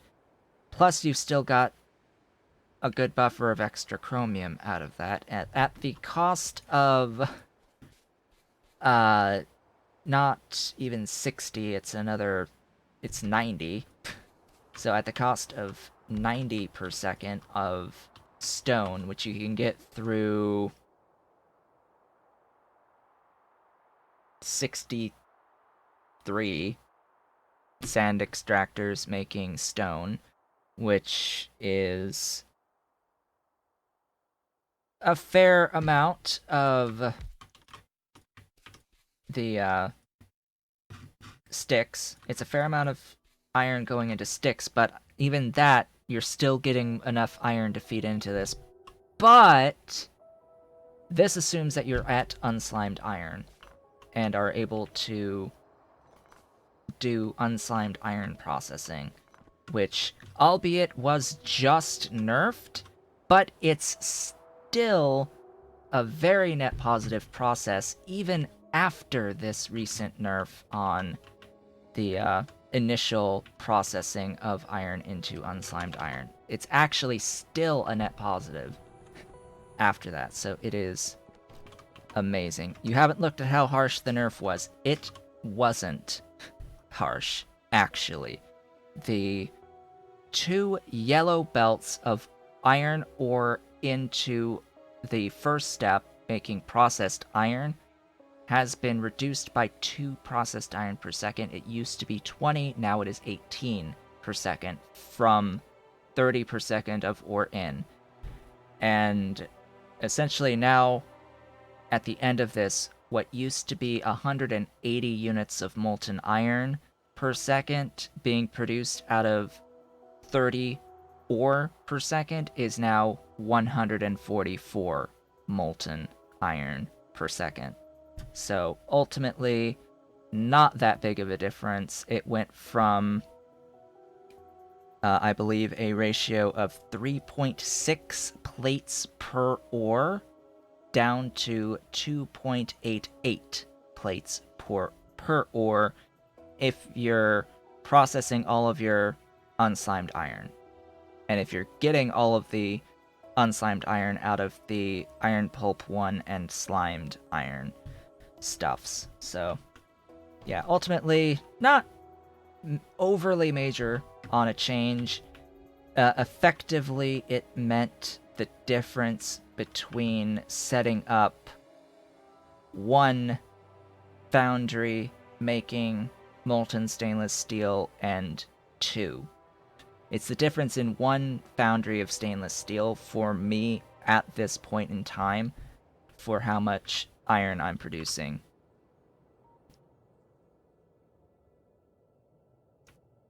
I'm referring to this step here, going from this powdered into the iron pulp 1 into unslimed iron. Iron pulp 1 added into unslimed iron was added relatively recently, a few patches ago, I think. So yeah, I would say to run the reset. This is the reset command.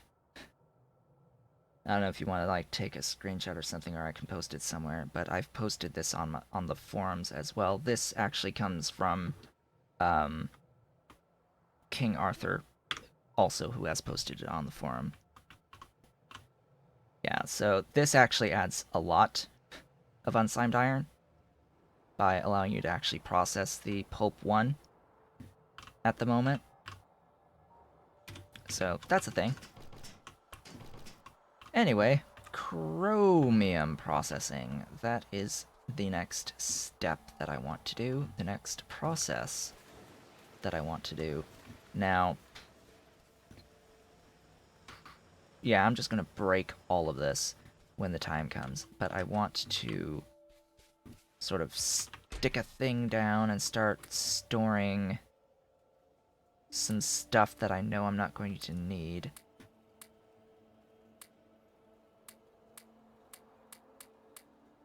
For this, because I will be grabbing other thingies.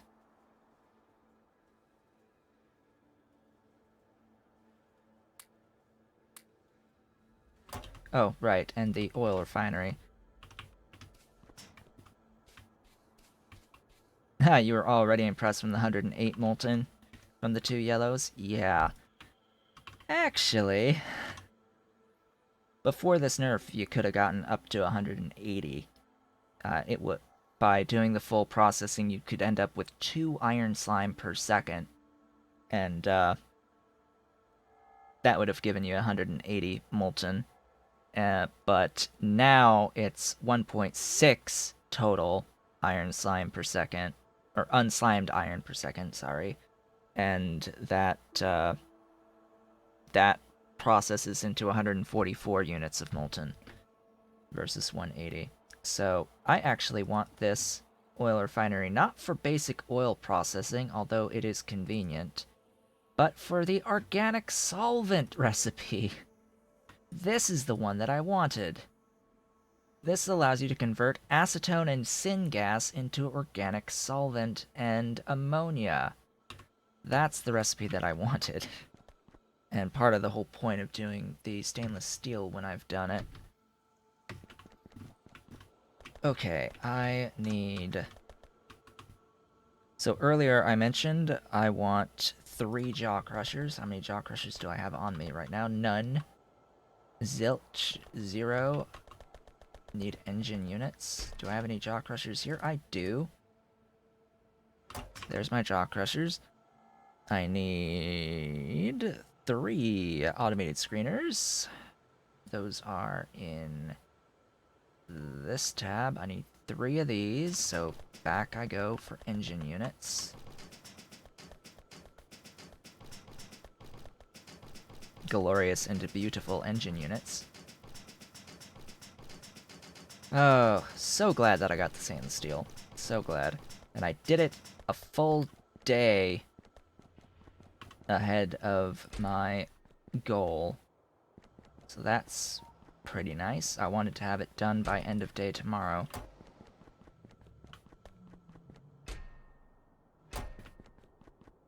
Just looking and seeing what stuff I have in here. Looks like I have buildings for my circuit 2s in here. Interesting. Alright. Engine units. Give me...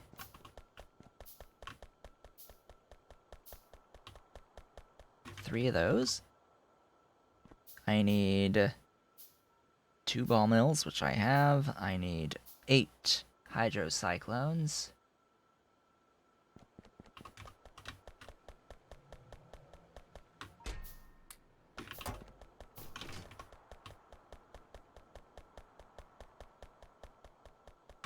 Ooh, niobium.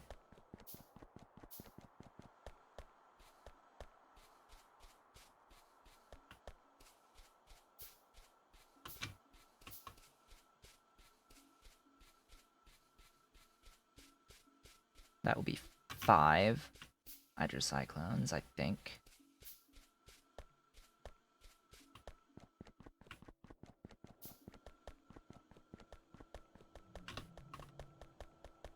6. I need small parts. 7, 8. Alright. As for the rest of the pipes, or the rest of this plates, I guess I'll just make pipes. Lots and lots and lots and lots and lots and lots and lots and lots of pipes out of it. Alright, then it's from the 8 hydrocyclones, 15 solid separators. This is all to process just one yellow belt of chromium, by the way. 15 solid separators.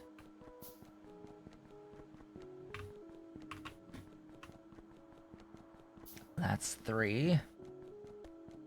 I'm gonna go and pick up from my buffer here.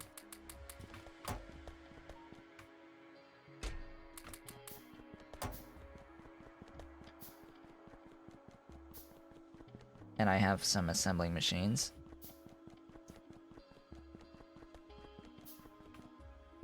Need 12 more.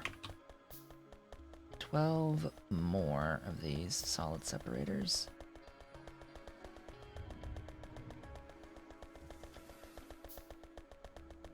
Head on down here where I have those assembling machines being assembled.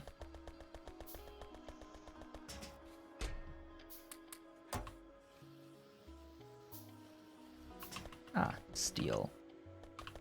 Glorious steel. So I just did another...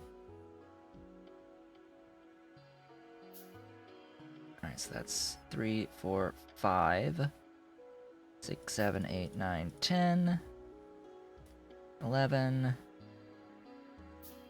12, 13, 14,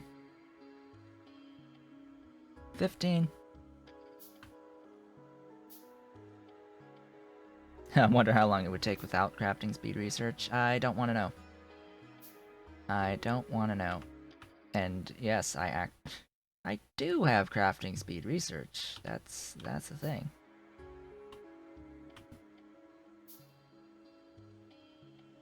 There's a good reason why I always have that mod installed. I always have that mod enabled.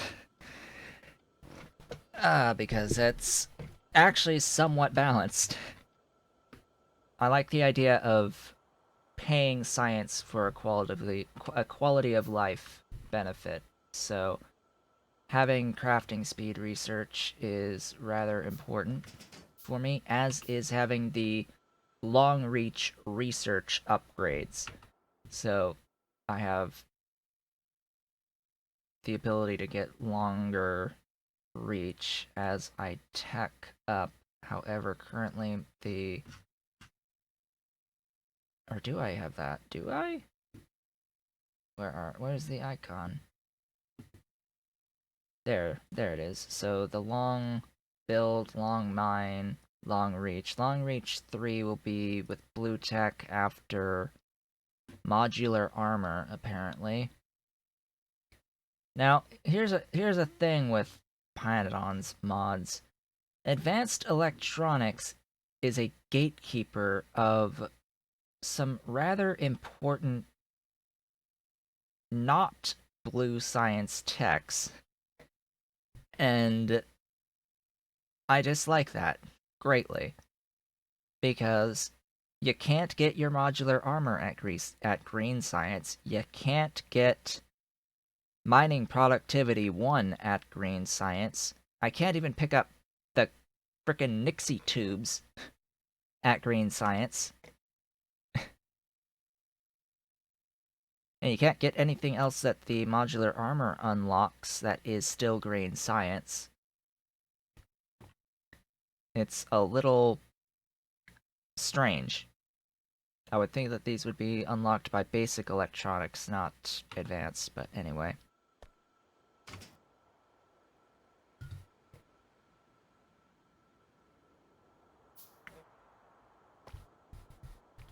So now I have to wait for all the pipes to also be built while I am building the, actually, you know what? I'm going to cancel those 2 solid separators, so I have all 15 just being made then and there. All 15 being made right then and there without any other intermediates. Alright, so then it's also 13 casting units, so this is the next thing. That's 4 casting units. Needs wood. Needs wood for casting units because it requires, I think it's the local radar that uses the wood on this one. Yeah, it's the local radar that uses the wood.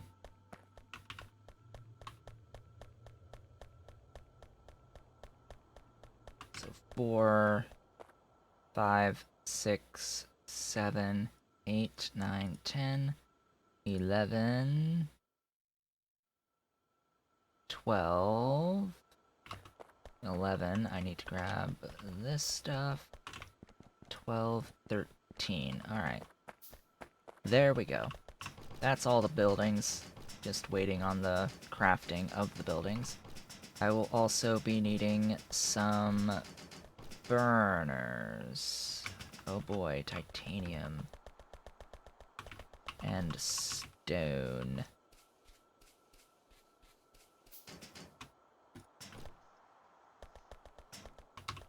Okay. Now, where am I going to set all this up? I think I will set up the processing buildings first, and then go about setting up the 60 mining drills.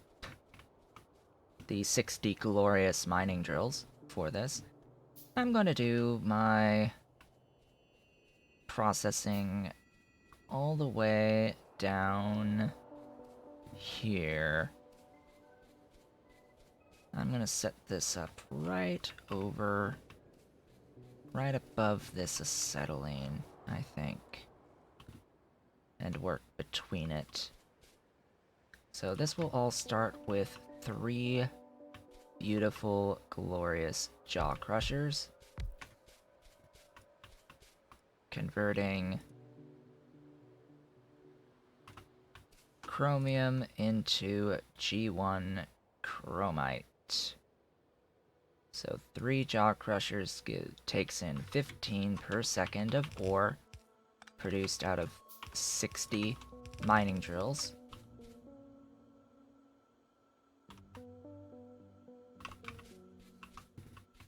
And it will result in 3 per second of chromite, G1, as well as 1.5 of stone. Now, I will note that 5 is greater than what a single blue inserter is capable of handling. But 1.5 is more than enough. On the output, I will need to branch off the glorious stone somewhere else.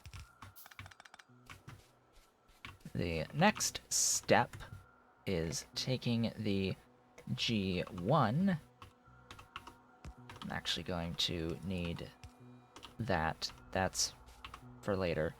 The next step is converting the G1 into G3 in the... Oh, I haven't built the impact crushers now, have I? Oh joy, oh bliss. I need 2 whole impact crushers. Well, that's going to be a bit of a wait. Here, let's bypass the niobium pipe for a moment. It's nice to have the pipe, but let's bypass those because I need 2 impact crushers.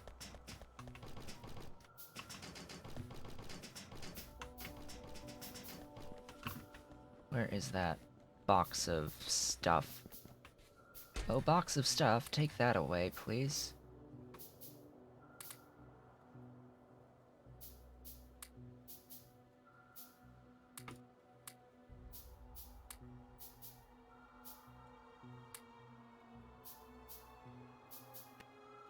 Alright. That's good.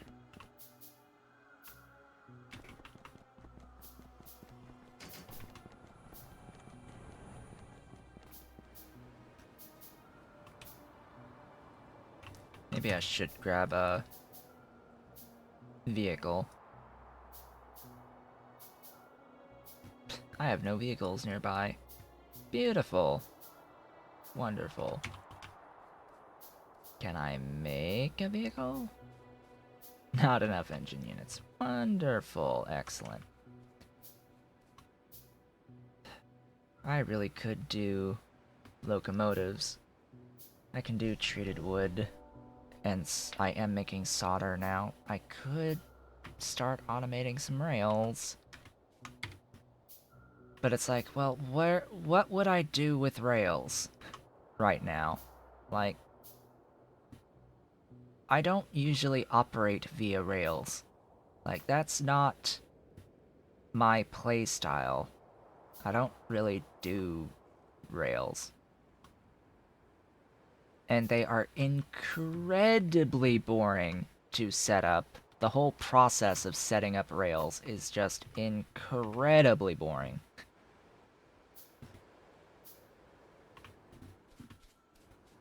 Because you need to set up this big, huge system of rails, and you have to define what sort of areas you're going to be making specific things in, and you need to have the specific areas to set aside for your pull-offs for your stations, and just no, I don't like using rails. In fact, I have a Factorio game right now where I told myself, you know what, I'm going to do a rail system, and it's going to be 4 rails wide using this nice blueprint book that I've found, and I'm going to set up these little branches that have all of the stations on the end, and you know what? I don't like it. I just don't like that style at all of doing things. It simply takes way too long to properly set up something like that, and I just don't like doing that sort of setup. Anyway, our impact crushers are doing the G3 Chromite. This will give us a 40% chance from 2 grade 1 Chromite of feeding out a G2. Oh boy. Say hello to a geometric series. A wonderful and a beautiful geometric series. Now, what I'm going to do is grade 2 Chromite. We're going to do this processing next. The grade 2 Chromite is processed into grade 1 in the automated screeners that have been made. The 3 automated screeners that have been made. Why 3? Well... Oh, that's copper. Yeah. So, grade 2. What are we going to end up with grade 2? Well, as it turns out, it's going to be more than 1 per second. Ultimately. I think. I think that's how that works out. I actually want to do this math again. So this is 3 per second. I have 2 impact crushers converting 3 per second. into 40% of 1.5, which is 0.6. But you're going to then have 0.6 geometrically going back in at 50%. So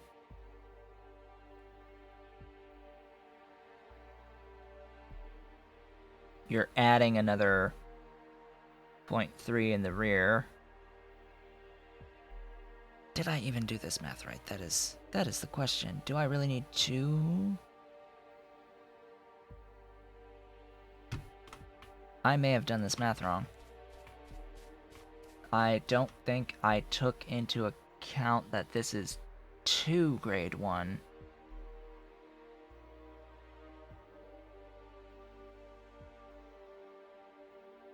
Unless this actually changed, like between yesterday and today, but I don't think it has.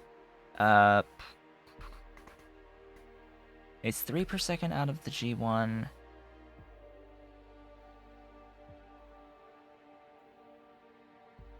Which would be 1.5 of the G3. For some reason I calculated that it would be 1.5 G2 out.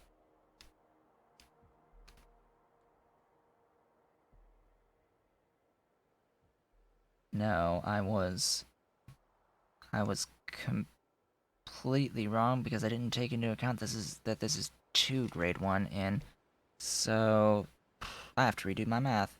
I overbuilt. I actually overbuilt. Isn't that wonderful? Okay,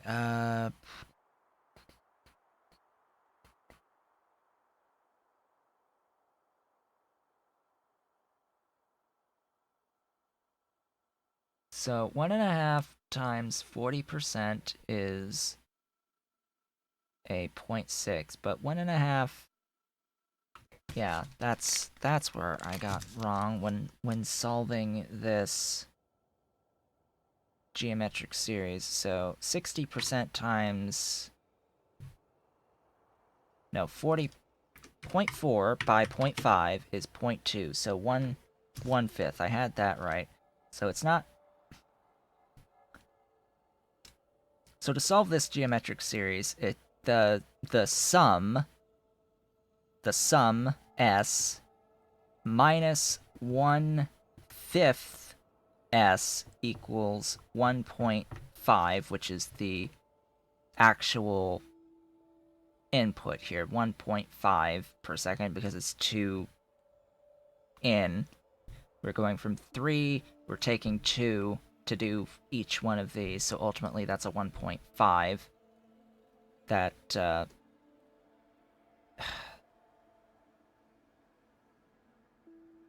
am I even doing that right?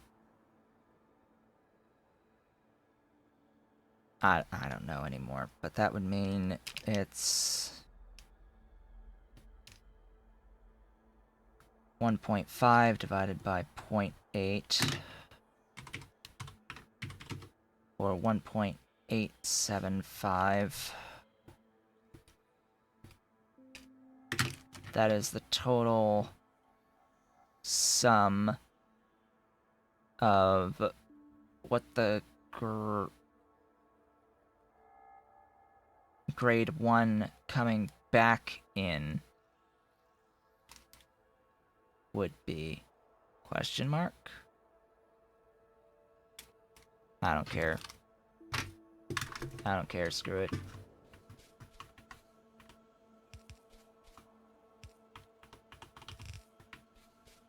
Screw it.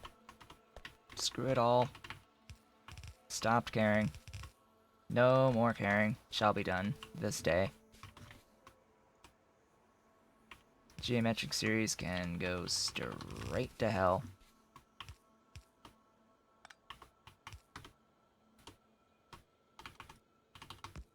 This produces gravel.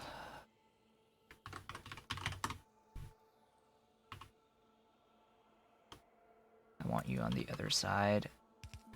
This is grade 1.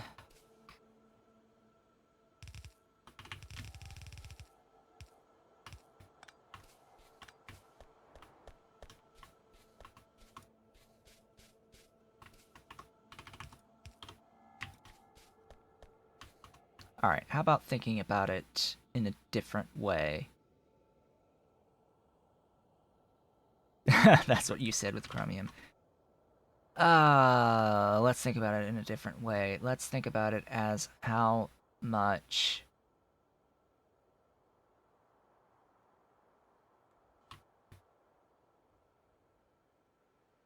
I've gotten 1.875, but I don't know what that 1.875 actually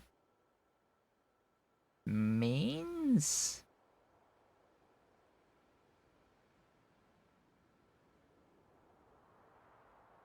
That's the issues. I don't know. I got a number of 1.875, and I don't know what that actually ends up meaning here. It looks like that is how much... Ah! I see. I see what I did now. I think my math is actually... The math is actually correct? Maybe? It's 1.875 G3 out is what it ends up being. It will end up being 1.875 G3 out and 1.5 G2 out. That's what I had calculated, but how is that even...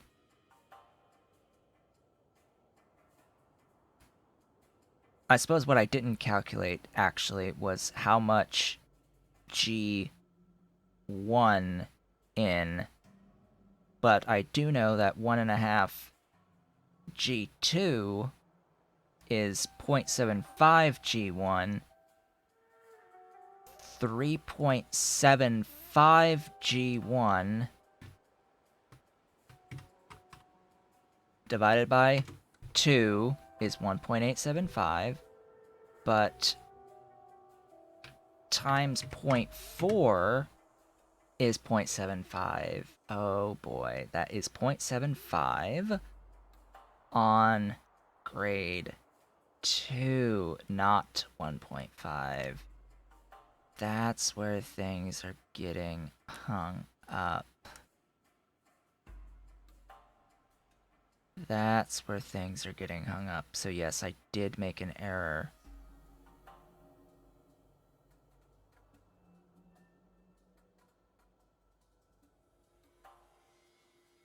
I did make an error because it's 3.75 over 2 by 0.4.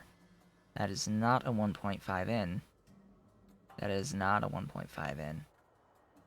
So, I don't know. I think I may be giving up. Giving up on this geometric series. Completely. Because I got a number of 1.875, and I think...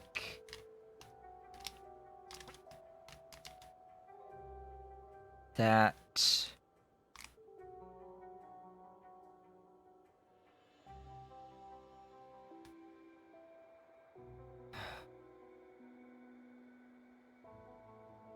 I'm still trying to think this through. It's...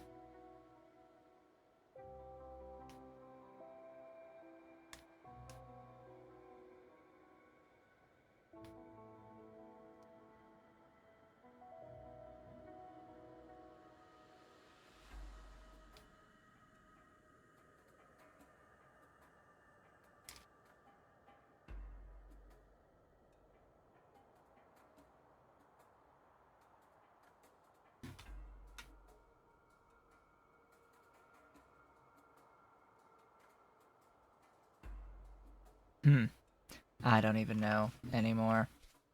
I know that there is actually another geometric series in this whole sequence, so the next step, I'll just move on here, is the 8 hydrocyclones. That is next.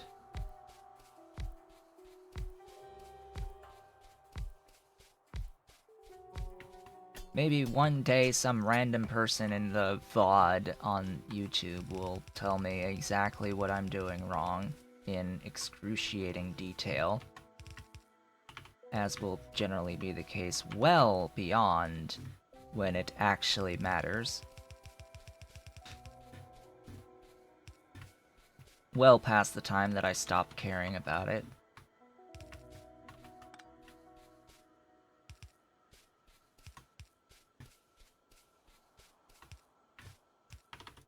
This will be the start of the next geometric series, turning grade 3 into grade 4 plus rejects.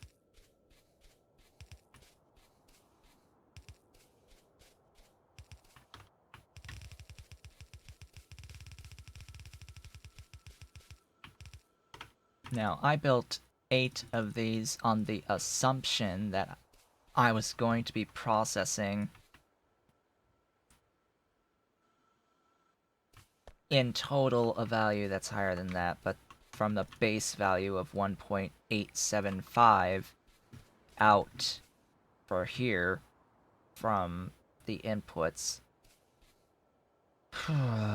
which is wrong, I think.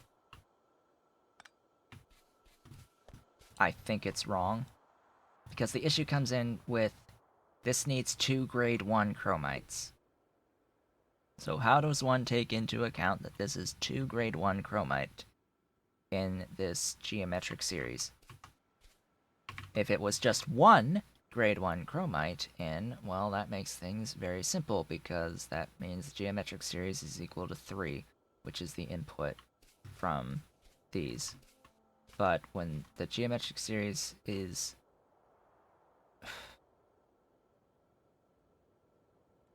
three over 2, should I think of it like that? Should I think of it as being equal to 3 over 2 rather than 1.5? I don't know. I don't know.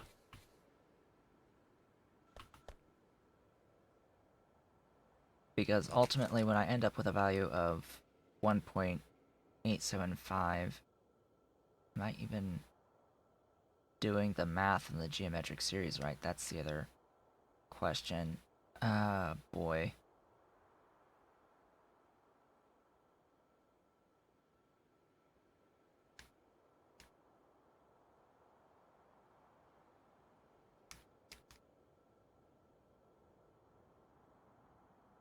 The total is worth 1.875.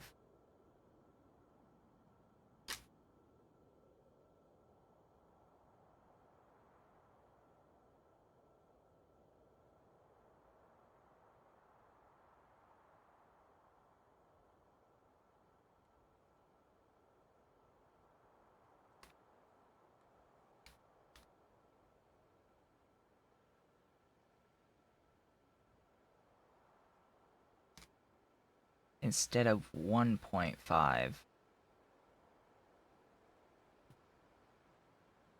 So what's that difference? If 3 is divided by 2 to be 1.5, 1.875 times 2 is 3.75. But you're not getting... I'm done. I've said that several times already, but this time I'm done. You are the rejects.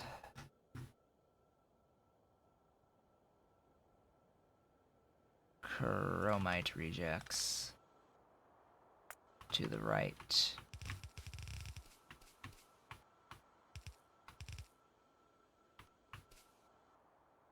Chromite rejects get processed in the ball mill.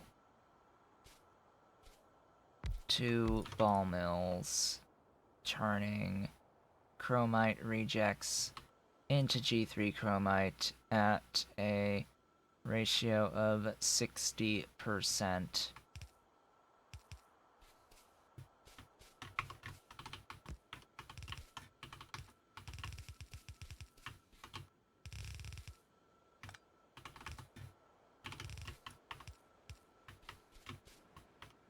And then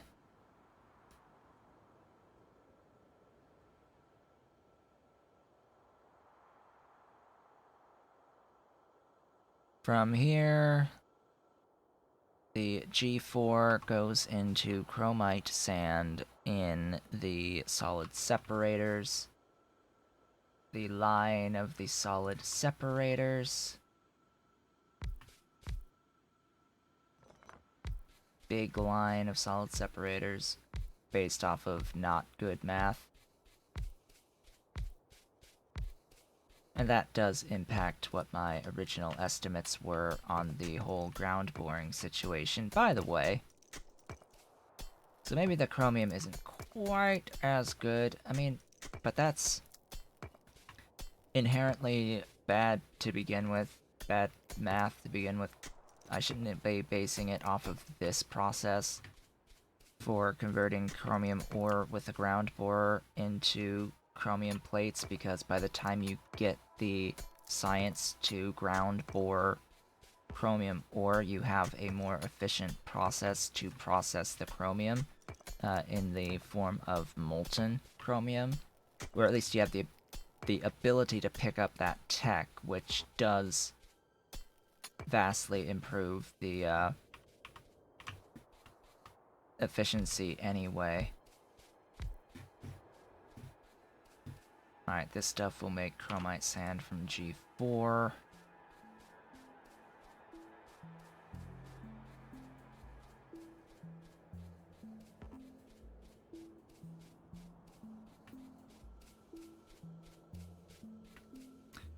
Now, what's 0.75 over 2? 0.375. What's 3.375?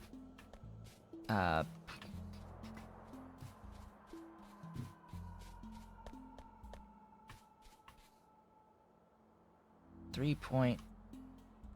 So you know what I'm thinking? My hypothesis here is if I assume that this is not 2 but 1, and I know that it becomes 3.75, the difference between these is 0.75. If I then divide that by 2, that might be the actual solution to this geometric series, that it's not 3.75, it's half of that 0.75, or 3.375. Now, if I do that math on 3.375 over 2 by 0.4, that's 0.675, 0.675, making G2, and then 0.675 by 0.5 is still not right. That's 0.3375.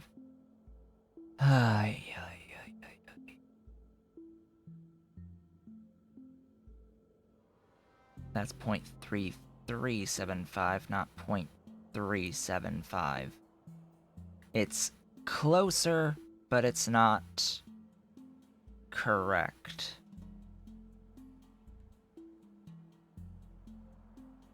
Maybe?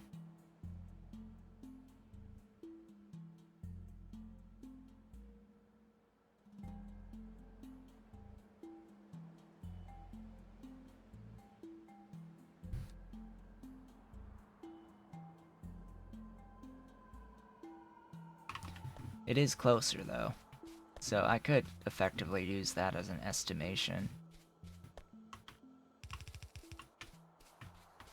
Alright, so this stuff...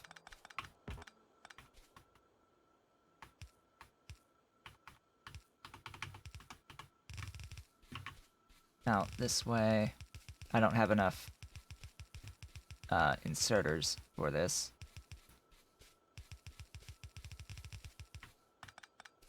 Definitely have the belt though, so I'll avoid the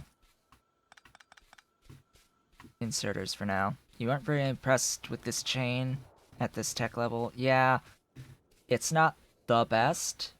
It still doesn't give you more than one. It doesn't even give you close to one plate per ore.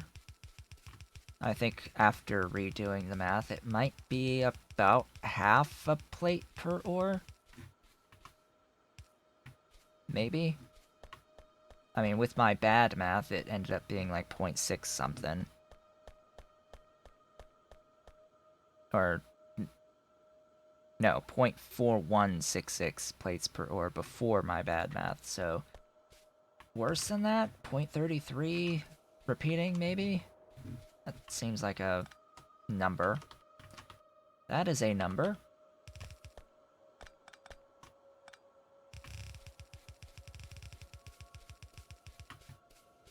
Yeah, that's like, well, it might be a 1/3. That sounds like a number that somewhat makes some deal of sense as a target. So I'm just going to assume that it's 1/3 and have way too many buildings to do that. Ew. This is the one. You also have two options for casting from the chromite sand. You have this recipe that needs the limestone and carbon dioxide and sand castings in, or you have a recipe that uses coke, which I wasn't about to use coke. So that is, as they say, that I'll need to do some undergrounds here on this belt when I do the outputs, but that is all of that sorta setup. That processing chain as it currently exists, and there's space for further processing as time progresses.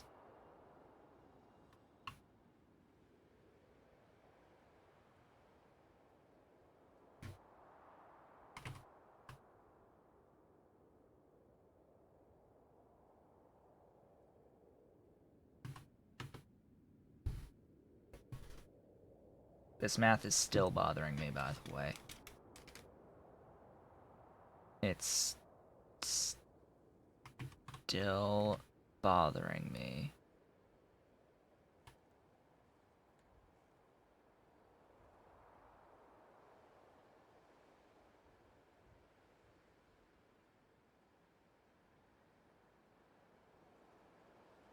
And it's likely just going to continue to bother me.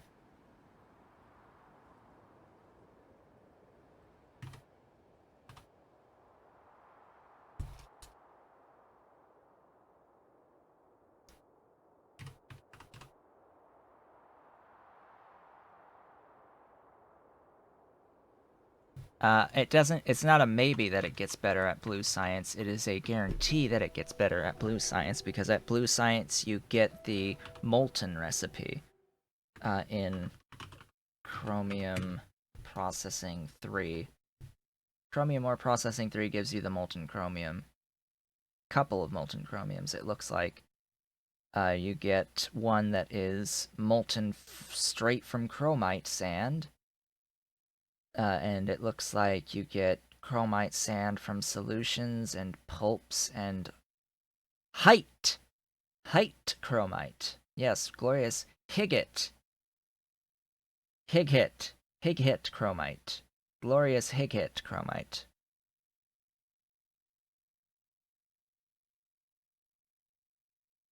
All the other wonderful things. Oh look, organic solvent, methanol, glycerol, tar, and water, and pressured air, and all of this. So What does it take to get to that Chromite Pulp 7?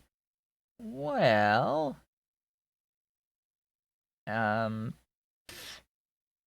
let's see. It takes G4 and sodium hydroxide. Takes that and makes a Pulp 1. Where's the recipe for Pulp 2? So Higgett Chromite can take Pulp 1 and an Arrow Float 15 to make Higgett, and a solution that you can make into Chromite Sand. Seriously though, where's Pulp 2?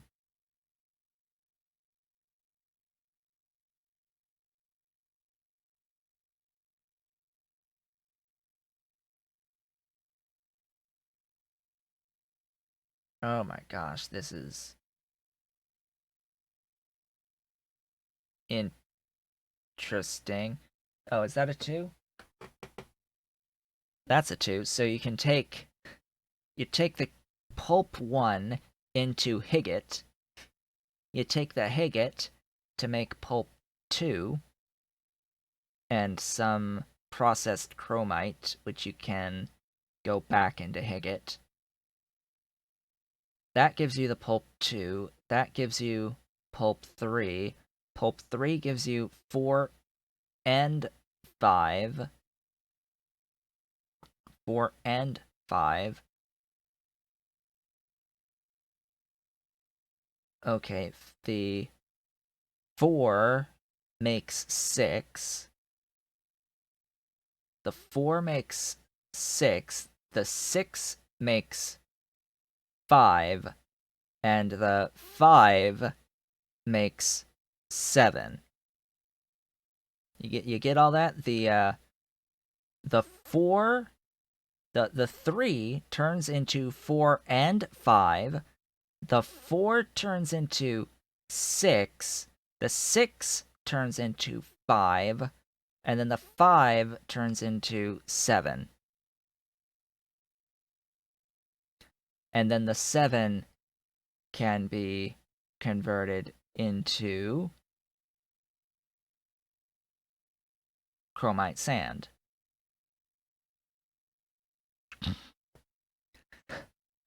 And then the 7 can be converted into Chromite Sand. 55 units every 3 seconds of Chromite Sand. And then the Chromite Sand can be made into molten, or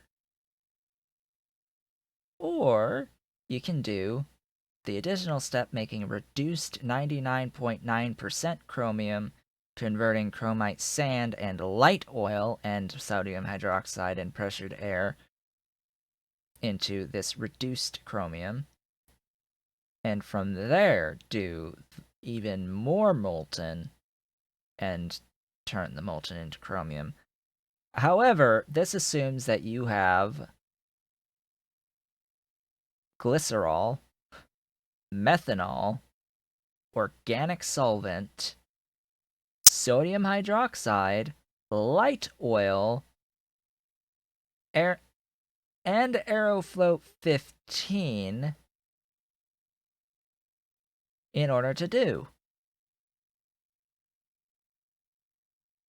In sufficient amounts that it can power this system through. Is that worth it? I don't know. I wouldn't imagine so. At least not as soon as you're able to actually do this.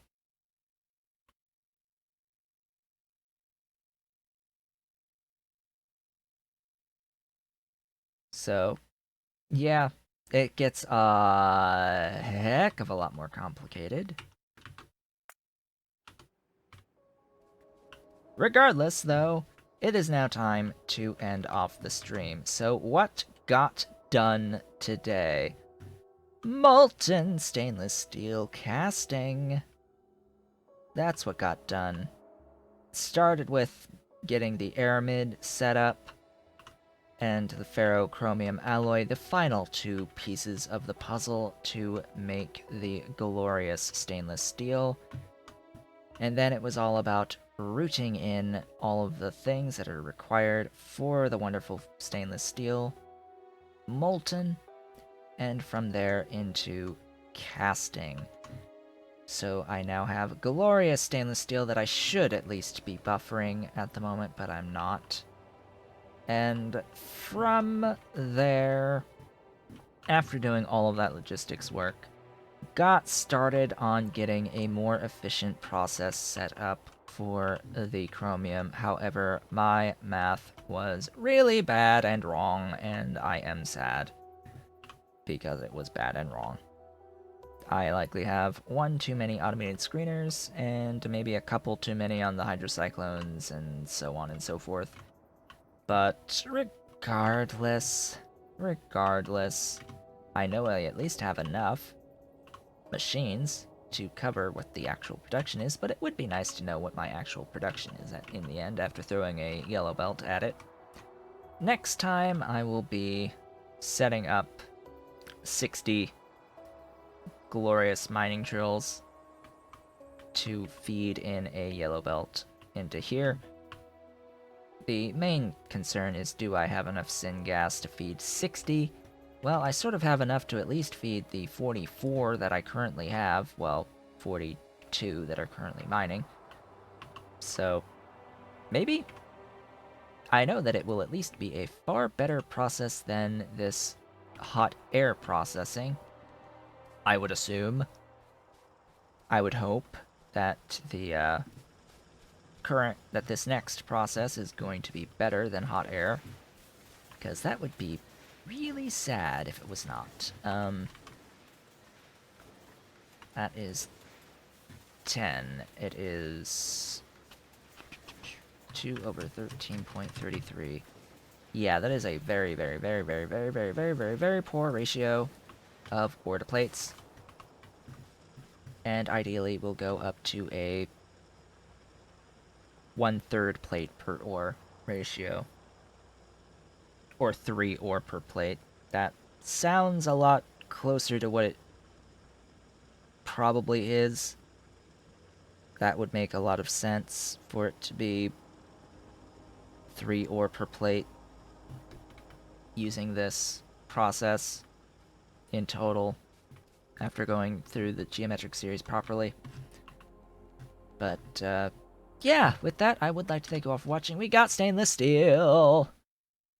I'll be back tomorrow where I will be improving upon the, chromium production, and then work on titanium, which also means needing to get a lot more acetylene going in the process. So, chromium, then titanium, moving forward before going deep into all of the things required for the Circuit 2s. That'll be a wonderful day when I get to Circuit 2s, oh boy. Anyway, I will see you all on the next one.